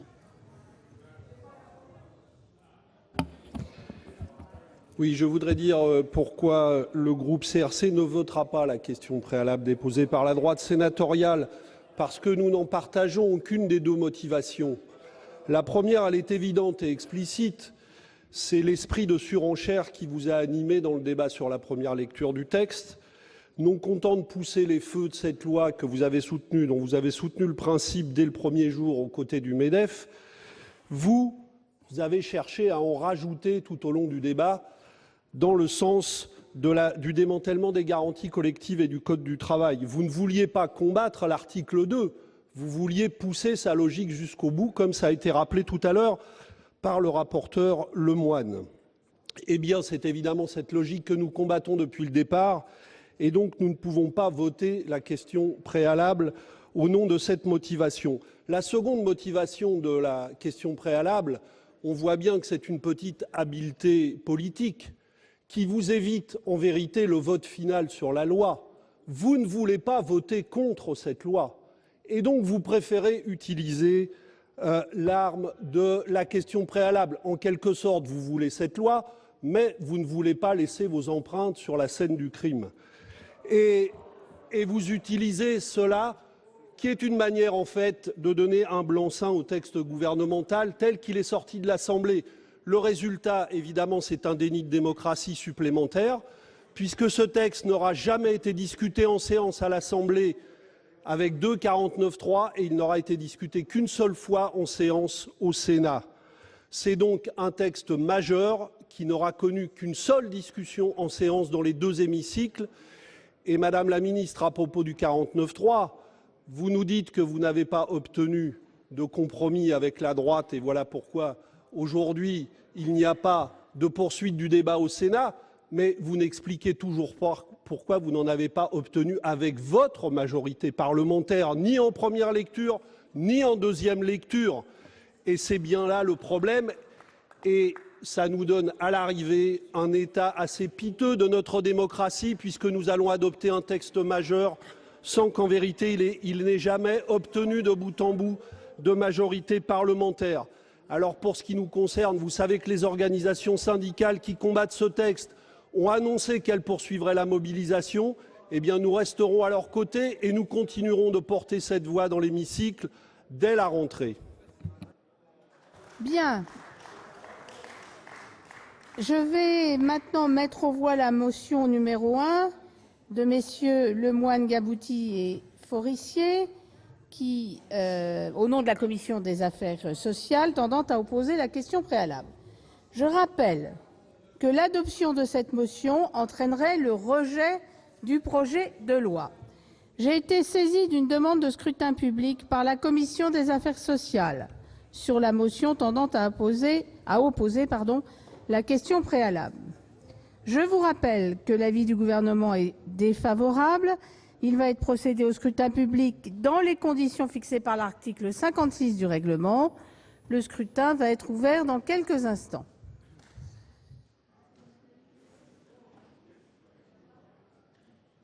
Le scrutin est ouvert. Voici le résultat du scrutin numéro 439. Nombre de votants 342. Nombre de suffrages exprimés 341. Pour l'adoption 187, contre 154. Le Sénat a adopté la question préalable. Par conséquent, il n'a pas adopté le projet de loi en nouvelle lecture. Voilà pour le débat des sénateurs sur la loi travail en nouvelle lecture, un débat tronqué puisque les sénateurs ont choisi d'adopter une motion posant la question préalable présentée par la majorité sénatoriale et permettant de rejeter le texte directement après la discussion générale. Le parcours législatif de la loi El Khomri s'est finalement terminé le lendemain, mercredi, avec le 49.3, une troisième fois présenté par le gouvernement qui lui permet d'engager sa responsabilité et de se passer du vote des députés. Vous pouvez toujours voir et revoir toutes les séances sur notre site publicsénat.fr. Très bonne journée sur les chaînes parlementaires.